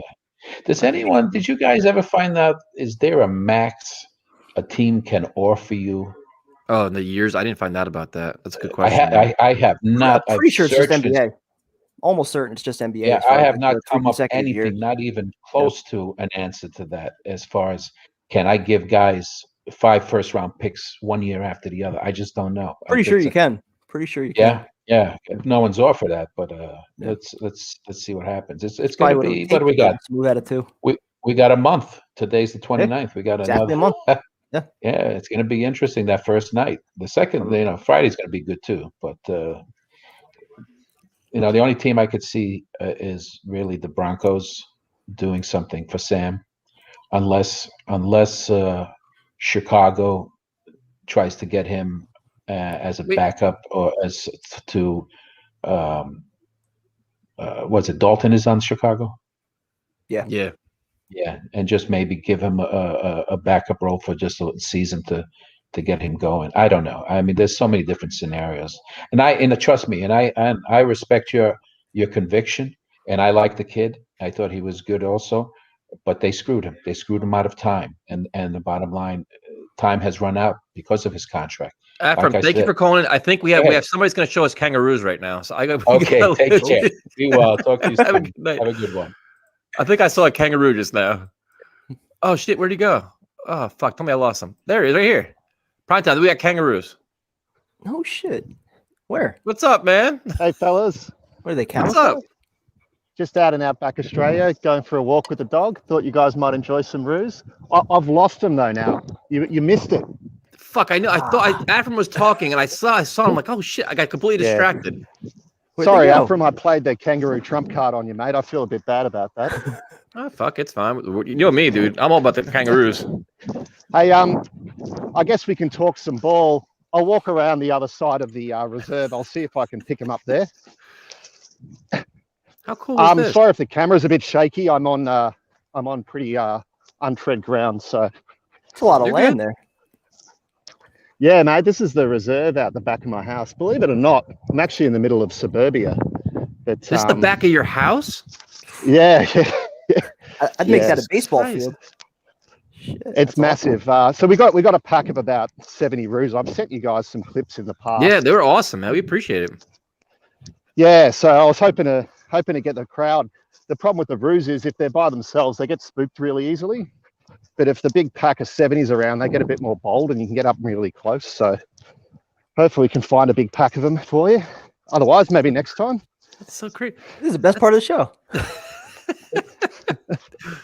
So by the way, introduce you to the boy Archie. What's up, Archie? Just so he's not feeling left out. He's like, what the fuck? It's all about kangaroos right now. I'll keep walking, guys. It'll take me about 5 minutes to get back around. So what's your while you're looking at kangaroos? Do you think would you rather have a kangaroo at quarterback or Sam Darnold? I'd rather have a koala than Sam Darnold. Oh yeah, I'm down for a koala for sure. There's no doubt about that. No, I mean Sam to me is he's not probably ever going to reach your top 10 quarterback in the league status. Oh, here we go. You guys see them? Oh shit! Yeah. In the background a little bit. Yeah, he's bouncing around. I'm pretty far off. I can normally get a lot closer, actually. This is so fucking cool. I'll keep walking around the other side. It's a lot more open. So yeah, Sam's not so bad. You'd want to be chasing him out the door as soon as possible. But he's not so good. You will fall over yourself. Well, not as soon as possible. Just by May 1st. Look, I mean, I'd actually be okay with keeping Sam, really, but you'd want to trade back for sure to get your value. And I think you'd want to prioritize getting some picks in the following year's draft, just in case he really flames out in his 4th year. So you've got that backup option. So if they did that, I mean, I wouldn't be losing any sleep over it.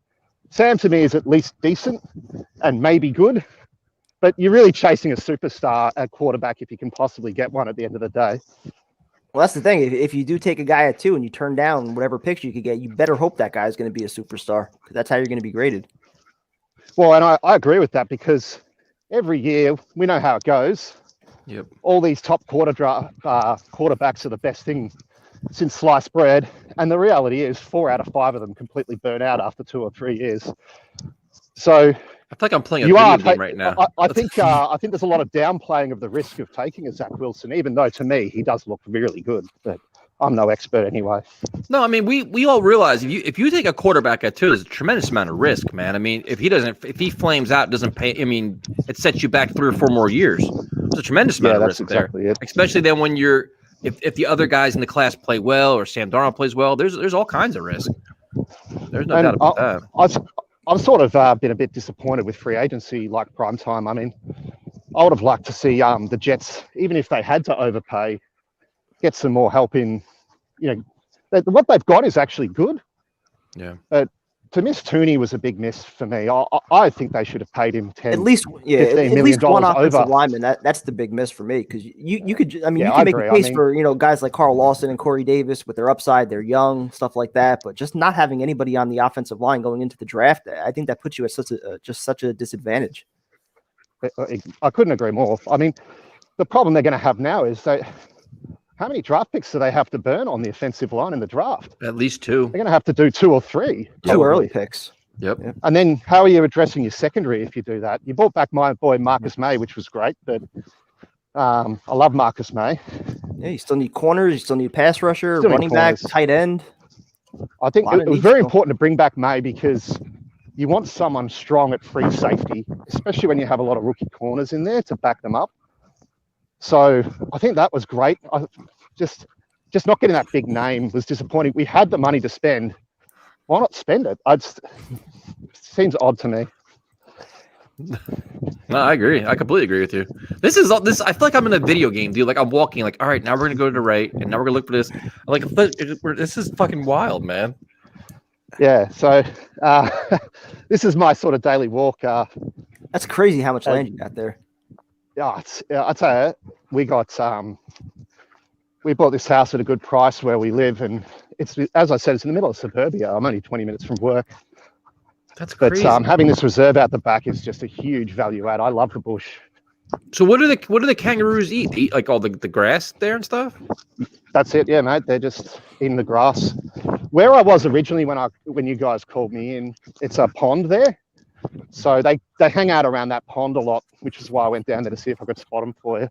So we're hitting the back of suburbia now. You can probably see in the distance.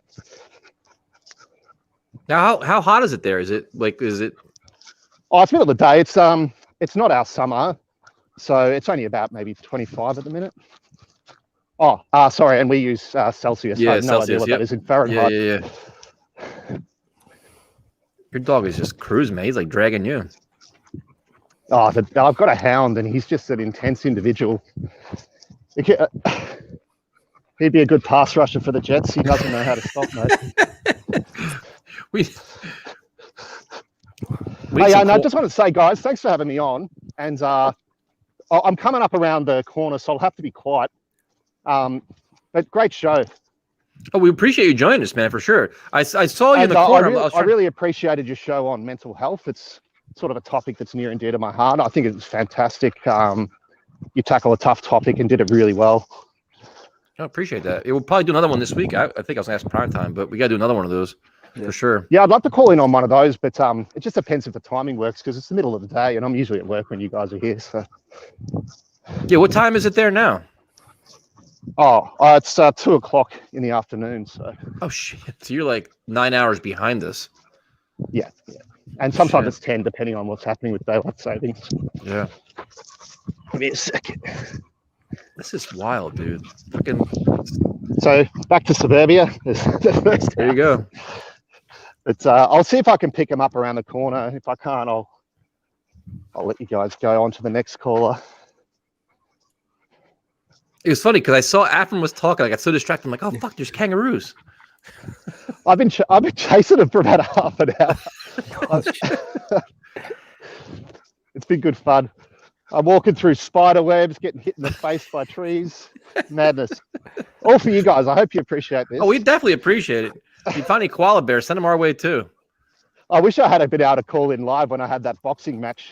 Oh, that was awesome, dude. I sent Kevin that video, the one that he had the kangaroos. Oh yeah. That was wild. They were going for it. They do it all the time too. It's bizarre. They're not hurting each other either, so you can kind of just enjoy it. Like they're not really trying to hurt each other. This is so cool. I got some up in the background there. I'll try and get as close as I can. Oh yeah, there's a few of them. Here we go. There we go, prime time. We got progress. I'm trying to figure out why the chat's talking about Bush. Probably something we said. I'm focused on the fucking landscape right now. You see what I'm bouncing in the distance there? We can't. It's hard to see. Hold on. I'll stand still for a bit. See if I can. Right now, Darren's like, this fucking guy. He beat me to the kangaroos. Yeah, Darren kangaroos like a pussy, mate. I've got the kangaroos thing covered. There we go. You got to be able to see him now. Let's see. I got the sun right in my eye. It's hard to tell if I'm aiming the camera at the right spot, to be honest. See a shitload of grass and we see the brush. Yeah, you probably can't quite see over it.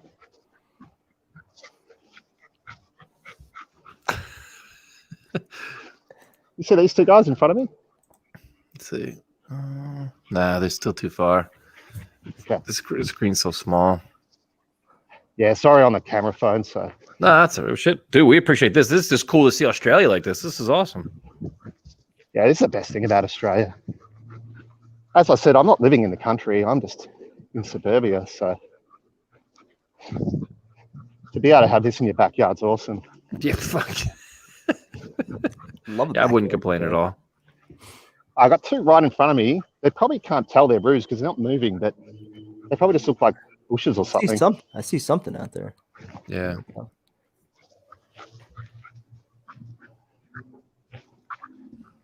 Can we make him full screen prime time? How do we do that? You see him over here?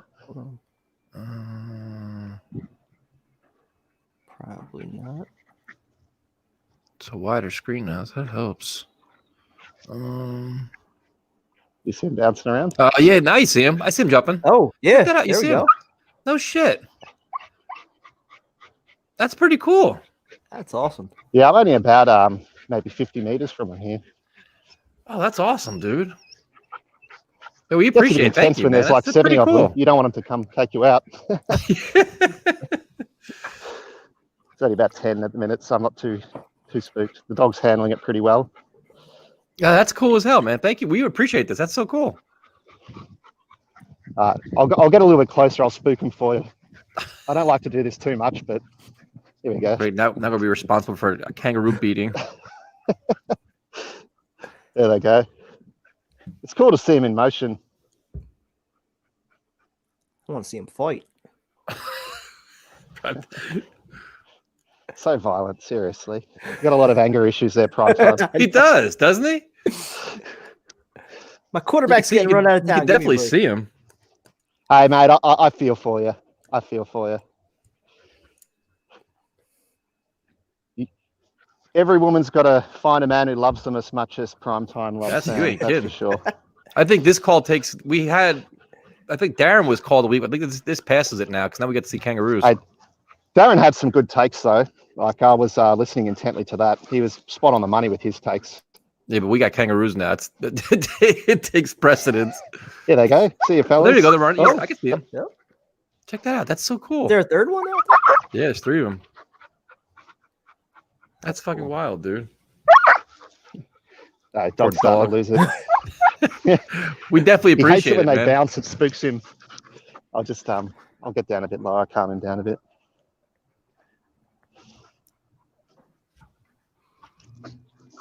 Pretty wild. Yeah, I've been meaning to get on and show you the horde for weeks. It's hard to find the time. There was like 4. Yeah, there was 4 of them, I think. Yeah.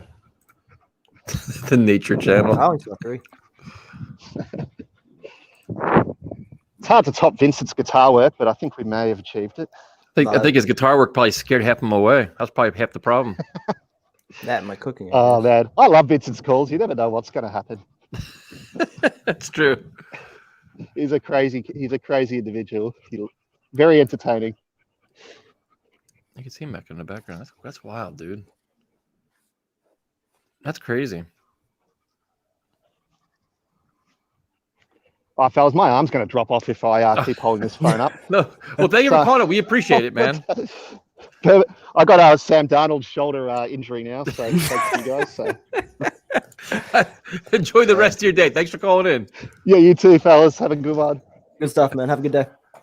Oh, see, we started out awfully with a terrible cooking show and other shit like that with technical issues.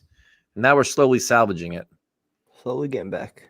So, prime time, you want to do the next 2 callers? I'm gonna go to bed soon. I almost got to work tomorrow morning. Bring them on. Let's do it real quick. 5 minutes each. Hey guys. What's up, Rucker? What's up, dude? I gotta go to the bathroom then because you guys are killing me. What's up, dude? What's up? I want to talk to you a bit about your Wilson takes. Yeah, bring it on. Bring it on. I think I mean obviously I'm not going to tell you I think he's better than Fields because I've been on the Fields train forever. But I do think he's better than a lot of people are saying. That's what you're saying. Not a lot of people because obviously everyone's overrating him. But I think when you're talking about what he can do, I think what he can do that is really nice to me is he has shown sometimes that he does read defenses pretty well. He does at times go for the big hit too much, which is something I do think is something that Fields does better than him, where Fields would under pressure take the shorter pass instead of Wilson always just looking for the home run hit. But I think that's something that can be easily fixed coaching wise. It's not like he makes like bad decisions in terms of like throwing into horrible windows. Like even when he makes like crazy throws, he usually puts them on target. So I think like he doesn't really have too many pickable balls, interceptable balls. I think that he has the potential to flourish in our system, and I think that's a lot where you see how he can be a good pick for us, because he would, if he does reach his potential, he would really be amazing in our system with our team. The way he can push the ball, the way he's mobile, but he doesn't rely too much on his legs, and he's more looking to use the mobility to create a pass. Yeah, To find dude, that's completely fair. I mean, I'm not going to act like my take is more knowledgeable than what LaFleur and Saleh are looking for their own offense. I mean, I don't know shit compared to what they're looking for. So if they identify him and say he's the right guy for our offense, I'm going to believe it. But based on what I've the little bit that I've looked at, from his college film and just comparing him to some of the other guys, to say that he's worth all the draft picks that you could potentially get, it just scares the ever living fuck out of me that this guy is just going to come in here and not be as good as either what we have now or what we could have taken or what we could have gotten with draft picks. There's going to be so much pressure on him, not just to be good, but to be great. And like you said, I still think there's going to be an adjustment period. And it's not that he can't do it. It's not that he doesn't have the arm talent to do it. Like I agree with you. He's got a phenomenal arm, great arm talent, can make any throw from like crazy angles. And if you coach him up right, he should be able to reach that potential. But for me, that's just such a huge risk. And just the amount of pressure that's going to be on him, it scares the fuck out of me, man. Yeah, I get what you're saying, but the other thing I look at is, when looking at this draft, for me personally, I wouldn't take Lance right now. I haven't seen enough from him. He threw less than 300 passes his 1 year of playing college football. He played on a team that, if they were actually in D1, could probably end up being ranked top 25 against a bunch of D2 teams. That's how good North Dakota State is. So he's basically on a D1 squad playing against a bunch of D2 teams. He barely threw it at all. He averaged 19 or 18 passes per game that one season he played. He doesn't even throw it much. So you haven't seen that much from Lance, and we've seen some poor footwork. That 1 year, that 1 year though, he still had 41 touchdowns, no picks. No, he had 28 touchdowns, no picks. Oh, it was 28. I think for his career, like if you go back. No. He only played. That was the only season he played, because he played one game the year before that. And then he played Maybe that one. I saw some stat. It was like 41 touchdowns, no picks. Fields is 41 touchdowns. Okay. Fields threw 41 touchdowns last year. No, I'm talking about with Lance though. I saw one stat was like 41 touchdowns, no picks, but maybe that's combining. Like maybe he ran for some like that. Yeah. But I looked up his stats today. He only threw 28 touchdowns. He didn't throw much at all. And they're playing they're really outclassing the other teams to a crazy extent, to where I think they've won the D2 title like pretty much every single year. Yeah. So I do think that I can see where you'd want Wilson. I could see where I would want Fields. But I think trading down, unless you're trading down pretty much to like Atlanta, I wouldn't move down, because even now with so you want Fields at 2?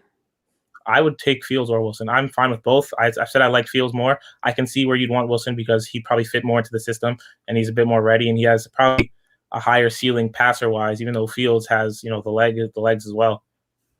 See, so right now, yeah, go ahead. Good, no, good. You're good. No, I was just gonna say, bro. Like, I feel like with Wilson, yeah, his ceiling might be higher than any of them, but his floor is probably lower than all of them. Also, with Fields and Lance, I think they're going to be starting quarterbacks in this league for a long time. Obviously, Trevor Lawrence, he's probably going to be a stud, and I just think with Wilson, I mean, his ceiling, if he gets to it, will be probably maybe a top 10 quarterback. Like, he'll be very good if he reaches that, if he's coached up right, all the intangibles, like all the red flags that we're talking about, like they're not actually legit. Like, if he's that guy, all right, cool. But I don't think he's that guy. I can't. Based on like the little bit that I'm like trying to watch on him, every little bit, I'm trying to evaluate every little detail, and I'm like, all right, clean pocket. Now he's scrambling around all over the place, and he just throws up like a jump ball, and the receiver makes a great play, and we're saying that's a great highlight. I'm like, at the NFL level, is that play being made? And that's just like what I see on some of these plays, whether it's a clean pocket, receiver getting wide open, or some of the jump balls. There's just like a lot of things. I'm like, I don't know how this translates to the NFL. I mean, but that's the things that people are going to put in the highlight videos. But like when you watch like the full games, like some of the things that are nice is, pressure comes from the right, and he steps over to the left, and he hits a slant on target. And it's those little small things that he does that I think they don't make it into highlight films, but that's the stuff that we really need for our offense. The short passes, the quick reads, the the ability to get the ball out at different angles, and to handle the rush to where you're not always just looking for a run. But I mean, I do see what you're talking about, where sometimes he stands back and then he's just like, oh, scrambling, oh, I'm throwing it 50 yards down the field. But I think with good coaching, that's not really what we're going to see. I also do think he does have a higher floor than I think his floor is close to on par with Fields. I don't agree with the whole Fields isn't a great mental guy in terms of reading defenses and all that stuff. If you say that, they say he reads a defense. He just doesn't pull the trigger. He's kind of conservative with his throws. But Ohio State's run long route trees. A lot of their routes, they have wide receiver options where you have to wait on see how the receiver is going to read the safety. Don't tell me. Tell Chris Sims this. I'm just telling you what he told me. Shit. Yeah, I get it. My bad. But all I'm saying is I think. What is that? Okay. I think that Wilson, he's shown that he reads defenses a lot. So I think his floor is probably higher than definitely at Lance, because even though Lance, he does things where he set his own blocking schemes himself. He was the one who called out the pass protection and stuff like that. But Lance also, he has shoddy footwork. He has a false step every time he drops back from the shotgun, which caused him to be late on throws, through some interceptions. Not through interceptions. I think in the one game he played, he threw an interception or whatever. But he was late on throws. So if you watch the one game he played this year, he had a false step in his thing that was not there before, where you see his footwork is going off the rails a little bit. His motion is really elongated at times, where it's not always clean. So I think that's something to think about. I also think that in terms of the Wilson thing, like you're mentioning, I do think that it's not really going to be what we saw when he was in BYU. They're not going to have that chaos completely. You're going to see a few plays, maybe 3 or 4 a game, where it's like that controlled chaos. But I think most of the time it will be quick throws. You're hitting your guy and you're trusting your stuff. I want to say quickly on the draft picks, I think it's interesting because I really do, because I see you talk about how you want line on 23, and I do want line as well. But I think I'm more leaning line or corner, because I think if a corner slips, for example, I don't know if it's going to happen, but Farley, he just had the surgery on his back, and he missed his pro day, so he may potentially fall. He was seen as a top 10 pick, and with how J.C. Horn did and Surtain did, and how they all look great in their pro days, you see the teams that higher up might just take them. So if a player like that falls to us, like one of those premium corners, I think you pretty much have to pull the trigger and maybe try and get line with the second round pick, because that player's not going to make it to the second round. Fair enough. What do you think on that? To me, corner is a premium. You need one, dude. Especially right now with the way they're handling it. If you can get a top corner in the first round, it's clearly a need. But then you have to go your second, third round. You got your offensive lineman. It's just such a hole right now. It's an enormous hole. I feel so much better about doing that if we already had at least signed one offensive lineman in free agency. Yeah. Yep. Sorry. Can I go back a little bit? The point I wanted to make on it's your show, man. We're just here listening to you. I'm sorry.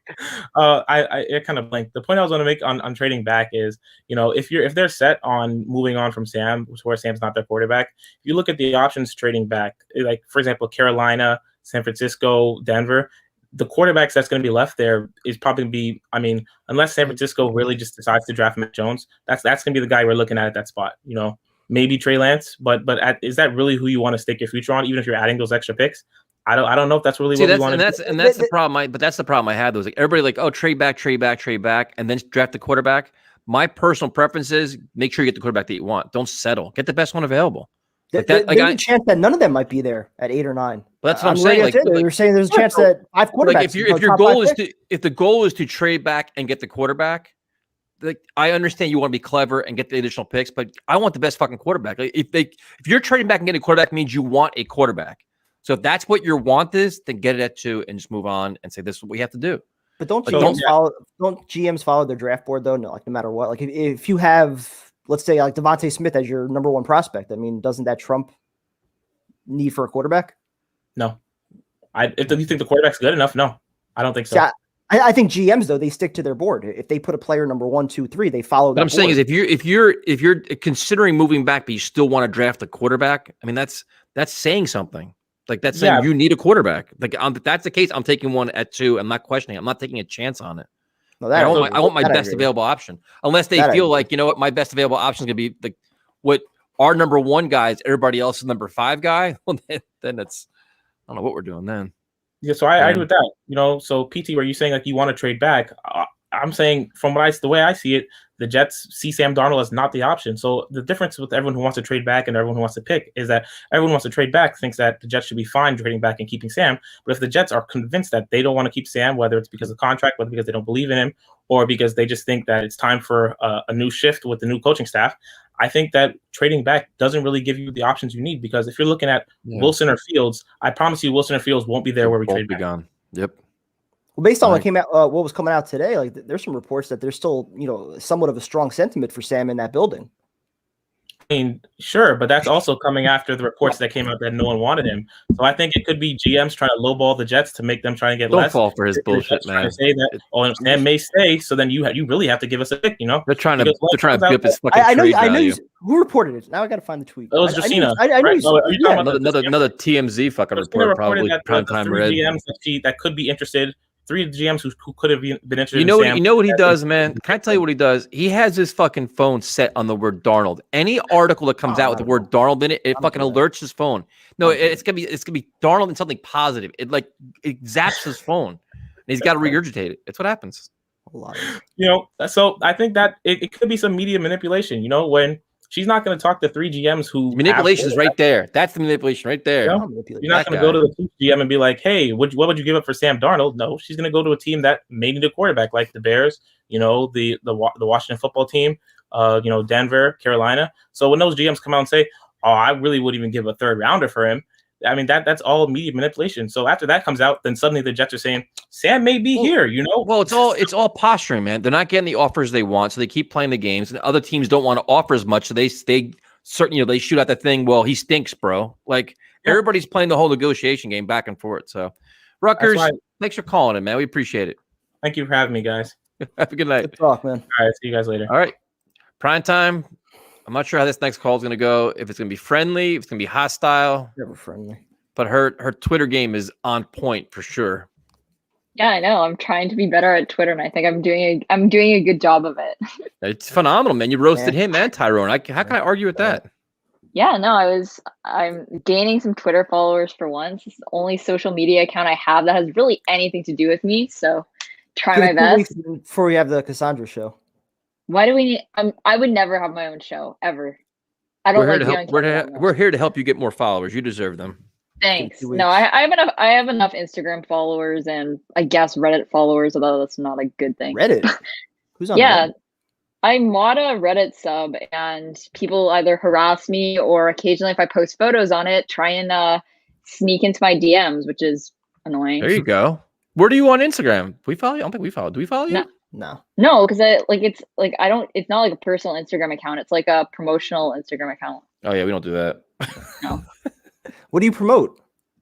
It's just like clothing stuff.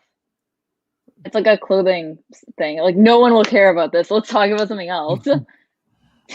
So what is your overall perception of this show tonight? Is it as bad as I think it was? The beginning was pretty brutal. It was awful. It was not very good. The chicken was good though, right? No, I would not eat that. It looked really gross. Good. I wouldn't cook it for you then either. Yeah. On the date? Is that what you're talking about? No, I said I'm not going to cook it now. I don't think, because out of all the stuff you've cooked, I think I've only eaten like maybe 2 things. Like I've had a ribeye steak before, and obviously I eat bread. I don't think I eat anything else that you've ever cooked. So you don't eat pasta. You don't eat shrimp. I don't eat any shrimp. So I don't eat any fish, seafood. I don't eat any kind of nuts. Most vegetables. Let's see. I can't. Yeah, it's not very. I don't eat most condiments. Let's see. That's not really uncommon then. Yeah, you guys seem like you're pretty much the same. No, I eat sauce though. I find that really weird. I find I don't know how you can't eat like sauces like that. That I find really bizarre. I can't have sauce like directly poured on something. Yeah, no, that doesn't make any sense to me. But yeah, that I didn't really rate your cooking. I didn't think it was very good. So, And like, although I used to work in a restaurant and they make like marsala, and yours looked better than that, but the restaurant I worked at was pretty like their food wasn't any good, so that's not much of a compliment. I'm still doing better than restaurant quality over here. So what is your take on primetime being so angry about Zach Wilson? I think the next like GIF I'll make will be like a primetime Kardashian with Zach Wilson. I think that's what I'll probably like when I have some spare time. That's what I'll be doing because I think he's being ridiculous. I honestly just what think am I being that, ridiculous about? I don't like the kid. Yeah, like, if I want a quarterback, I want Fields. The only reason you don't like him, the only reason not you about don't Sam. You're gonna say it's about Sam. It's not about Sam. Sam Darnold. It is about. So then why do I like Justin Fields? Because he's not going to be the guy who's replacing Sam. There's a reason that you don't like Zach Wilson. It's because. But if I'm acknowledging that it's likely we're taking a quarterback at 2 and we're gonna move on from Sam, I clearly have a guy that I like. I'm saying Justin Fields. I would like to take Justin Fields if we're gonna move on from Sam. I don't want Zach Wilson. I don't like him. I don't like his game. I don't know. I feel like you're just being really biased. I think you know the writing is I think you know the writing is on the wall, and you know like you're so hung up on Sam Darnold. Like you literally act like an obsessive girlfriend with him. It's not even you just can't get over him. Who's talking about Sam Darnold right now? You never shut up about him. No, you are. I'm not. I didn't say anything about Darnold. Like what? I'm even admitting right now, if the Jets move on from Sam, right? I'm saying there's a quarterback I like. His name is Justin Fields. I would like to take him. But you already hate Zach Wilson though. You already hate him. He's not even a Jet yet. You already hate him. Yeah, you already. Yeah. I don't want to take him.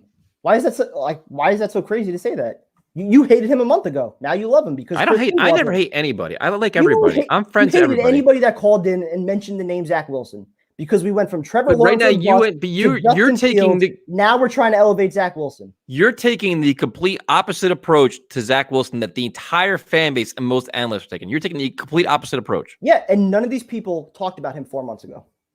But they're all talking about it now. Now it's the offseason. Now it's draft season. Okay, Everybody's analyzing and scrutinizing. Why do you think they're talking about him now? Why do you think they're talking about him? But why are you the only one that's bringing? Why are you the only one that has all these red flags? The only one? I'm the only one. Where do you You're the only one. You're the. I heard on the fucking WFAN today.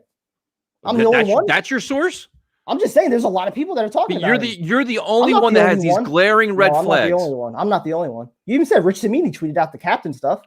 I mean, look at Rich Cimini though. He's a clown. Okay. Like Rich Cimini likes to cause problems and create havoc. He does no research, and then he had to correct himself when he got fucking proven wrong. If this was all about Sam Darnold, why would I like another quarterback in Justin Fields? But why are you the only ones with these glaring red flags, and you have no red flags, Justin Fields? No red flags at all? There's none. I have some. Some. How many? Yeah. 2? 1? Not as many as I have with Zach Wilson, which I ran through pretty much all. And you have none. And how many do you have with Trey Lance? Just a couple. I have a few with him. Probably a little bit more with him than Fields, but not nearly as many as Wilson. And that's why he's my quarterback 4, which Jose agrees with. Jose's got my back on this. I think Cassandra, you think you muted yourself. Good. Oh, that's not nice, man. Don't be mean to her. Come on, man. Her mute button's on. Oh, sorry, my AirPod. My AirPods died, so there. Don't worry, you didn't miss much. I yeah, assure you. No, it's just because the reason people agree with Jose and they don't agree with you is because you're always really hypocritical on your takes. Like you'll do anything. Where's the hypocrisy? As the quarterback next year. I might have some bad takes, but I don't waffle. Where's my hypocrisy? Let's see. Where you're always all about build through the draft, but then the second they weren't splashing the cash on linemen and free agency, you're freaking out.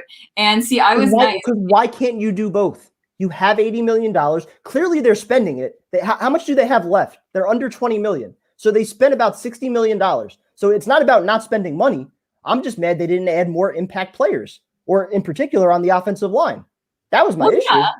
I actually see. I agreed with your take there, but everyone wasn't agreeing with you, and everyone was calling you all doom and gloom because you're always talking about how you need to build through the draft. See, if it were me, I would have prioritized spending money on linemen reason being they were the only position that wasn't signing like 1-year contracts. But you look really hypocritical because you're all about like build through the draft. Yes, and I still am all about build through the draft. I just don't understand why you can't take that $80 million that you have and prioritize your quarterback, getting him help, whether it's Sam or a rookie quarterback. Get him an offensive line, get him weapons, prioritize the offense. Like, be willing to overpay for somebody. That was my biggest issue. You could still build through the draft and use the money that you had that you didn't spend last year, that you carried over into this year to address some needs. I agree, DJ. I definitely agree. They had no problem spending $5.5 million on Gerard Davis, right? Yeah. Okay. So yeah, no wait, $5 million now a cap breaker? Now that's going to break our back. Hold on. You spent $5.5 million on him. You spent what, $3.5 million on LaMarcus Joyner. Oh my God, we're gonna go broke. $3 million contract's gonna make or break us now. You spent $10.5 on Marcus May. The Kansas City Chiefs just signed 75 fucking players with cap problems. You worry about $8 million and making sure we had at least one, if not two, offensive linemen. So it's not built through the draft. It's prioritizing the offensive line. Be willing to overpay to get an impact player on that offensive line to help your quarterback, who was getting his ass beat last year, the last 3 years. To me, it's simple. You're still building through the draft, but you're taking advantage of a very favorable cap situation that you have. It's not rocket science. Your thoughts, Cassandra? Well, I agree in that sense, but yes, you've been agreeing with me, and now you're trying to rip me for the same take that you agreed with. No, what I'm saying is the reason people think you're being a hypocrite and not agreeing with you is because you're so hung up on Sam all the time, and then apparently you're also really loyal to Mike McCagnon too, so that doesn't help either. So that's the reason no one's agreeing with you. We fought so much over that shit. Oh my God. You're too loyal to Sam, and how that's the reason everyone's always clowning you all the time. If you were just like, you acted like a normal person about Sam, you'd be fine. What does Sam have to do with free agency, though? Because you're obsessed with building around him no matter what. Like, I literally think... No, I'm obsessed with building this roster, which has nothing. Do whatever. Becton and what? Quinnen? We have Becton and Quinnen Williams. What else does the roster have? I'm obsessed with building the roster. That's what I want to do. 7 first-round picks over 3 years. But the most important position on your team is quarterback. You can have, like... there's no guarantee that any quarterback at pick 2 is going to be a star. There's no guarantee of that. There's no guarantee Sam Darnold's going to be good either. Yeah, and there's no guarantee that the rookie you take at pick 2 is going to be good either. Yeah, but Darnold will have a 1 year commitment. You take this kid, he's your quarterback for the next 4 to 5 years, and if he sucks, well, you're on a run like the Bills for 17 years without the playoffs. Browns 19 years, I think it was, no playoffs. Yeah, but the problem I have with your philosophy is you're like, oh, if he sucks, oh well. No, that's a risk. If he sucks, that is a fucking problem. And you completely it's no big deal. You completely dismiss the possibility of the rookie sucking. No, but see, here's the problem. You like to shit on the rookie, but see, no, it's not the same shit. Yeah, it is. Because you only focus on the positives for Darnold.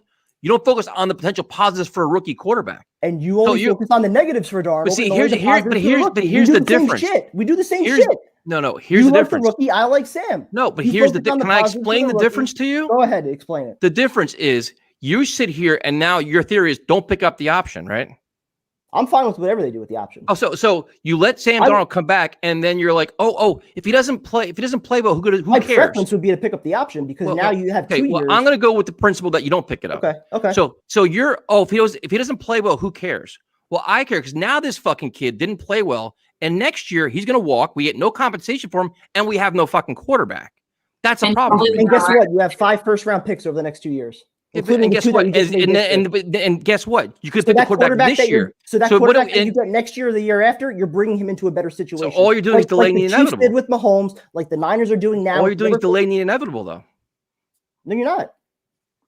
Because the inevitable, you're assuming, and you're not getting compensation. The inevitable, you're assuming is Sam Darnold being a bust. No, I gave you the scenario. You don't pick up. You don't. You're saying there's no risk. There is risk. If you bring him back and don't pick up his option, it's less of a risk than taking a rookie at 2 and turning down 2 first-round picks and more. There's a significant fucking risk. You don't draft the quarterback. How? Dude, there's like 5 fucking risks, dude. You don't draft taking a quarterback at 2. Listen, I'll explain this to you very simply because obviously simple has got to be easiest for you. Explain it, please. You keep Darnold. Okay. You don't draft a quarterback. You don't pick up his option. He doesn't play well. You've now bypassed on a chance to get a quarterback. You don't have a quarterback, and you get no compensation for him. That's a lot of fucking risk, dude. No. Because, like I said, if you no, that's just a fact. No, hold up. Will you let me speak now?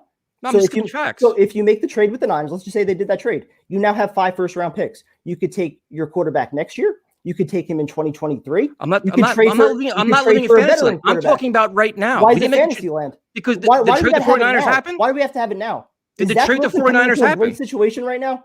What the fuck does he have around him right now? Right now, the Jets are the number 2 pick. They didn't make a trade. So I'm talking about what could have happened. What's going on right now? Okay, so if the Panthers call you and offer 2 first-round picks and 2 seconds, are you saying no? I'm saying no. I'm taking a quarterback at 2. I'm not trading down. And I think that's but the thing is, more risk with that. To say that there's no risk by keeping him not playing well is complete lunacy. I never said there's no risk. You said there's a significant amount of risk of that happening. If he doesn't, if you don't pick up his options, if he doesn't play well, there's a big amount of risk. But the picks that you're not using on a quarterback, you're using to improve your roster, to improve your offense, to add a weapon. So now when you do go get your quarterback, that guy's coming into a much better situation. When we go to that magical tree and get it next year, not this year. You can get it next year. You can get it the year after. You can we can maybe get one in 2030. And you're assuming 2030 too soon. Assuming that we need a quarterback. Yeah, we'll go then. You're assuming that it's a 1,000% fact that we're going to need a quarterback. No, I'm going by the scenario where you act like I'm going by the point you act like it's no big bullshit. You act like it's no big deal if Sam fails, and it is a big fucking deal. There's an enormous amount of risk. And what if your rookie at pick 2 fails? That's not a bigger deal. And what about this? You're tied to him for 5 fucking years. Yeah, that's not a bigger deal. Guess what? And guess what? And what if he does hit though? What if he plays well? Then Sam what? Hits? I could play that same game too. What if Sam hits? But see, the difference is we've already seen Sam. We already know what it is. You're doubling down with enormous. Have we seen Sam with LaFleur? With Saleh? No, we haven't. I give up. Okay, so there's no risk. There's no risk with Sam, but there's risk with everybody else. Zach Wilson's risk, but Sam. Did I say there's more risk with Sam than there's fucking Zach Wilson? No, there's not. Yes, there is. There isn't. Bullshit. There isn't. You're taking Wilson at 2 and turning down. I'm taking Wilson at 2 over Sam Darnold today. And turning yes. You're turning down Fields. You're turning down Lance. I'll double down. I'll tell you this. I'll take Wilson. First round picks. I'm taking Wilson or Fields over Sam Darnold. You're taking him top 5. I'm taking Wilson or I will take Wilson or Fields over Sam Darnold than any other fucking package out there. That is not a bigger risk is fucking ridiculous. I will take any Wilson or Fields over Sam Darnold than any fucking package anybody offers me. I don't care. Doesn't faze me.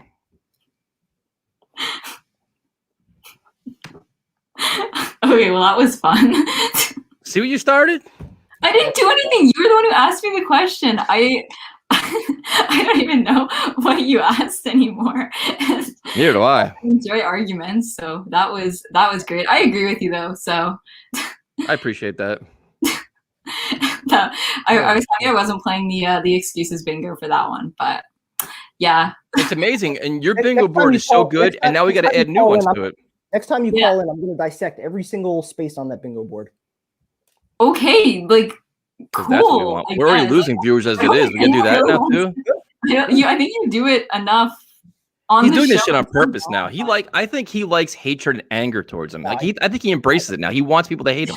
No. That's what I think with the Zach Wilson take. Like I was like, what? I'm not going to hide my opinion. The more people tell me to shut the fuck up, I'm just going to keep saying what I feel. I'm not hiding what I'm actually feeling. I like Sam. I don't like Zach Wilson. I'm not going to cover that for anybody. I don't care how people view that. Okay, that's good, I guess. It's like how many more weeks of this bullshit? Another month of this nonsense? Yeah, no, I'm excited. I'm gonna try and call into the show tomorrow and just roast Tyrone. I feel like I didn't even have to do anything today, and I started a giant argument. That's perfect though. You got to roast him sooner or later though. He's due. Yeah, no, I'll make him a little waffles and syrup video tomorrow. Actually, I don't think I have any good syrup though. I think I have like basic store-bought syrup, but it'll be fine. I'll make some fun photoshops, so it'll be Thank you for joining us. I'm sorry for starting such a bad argument. We've done this argument so many fucking times, man. Have a good night. Have a good night. Oh fuck, I'm going to bed, dude. Me too. Later. Have a good night.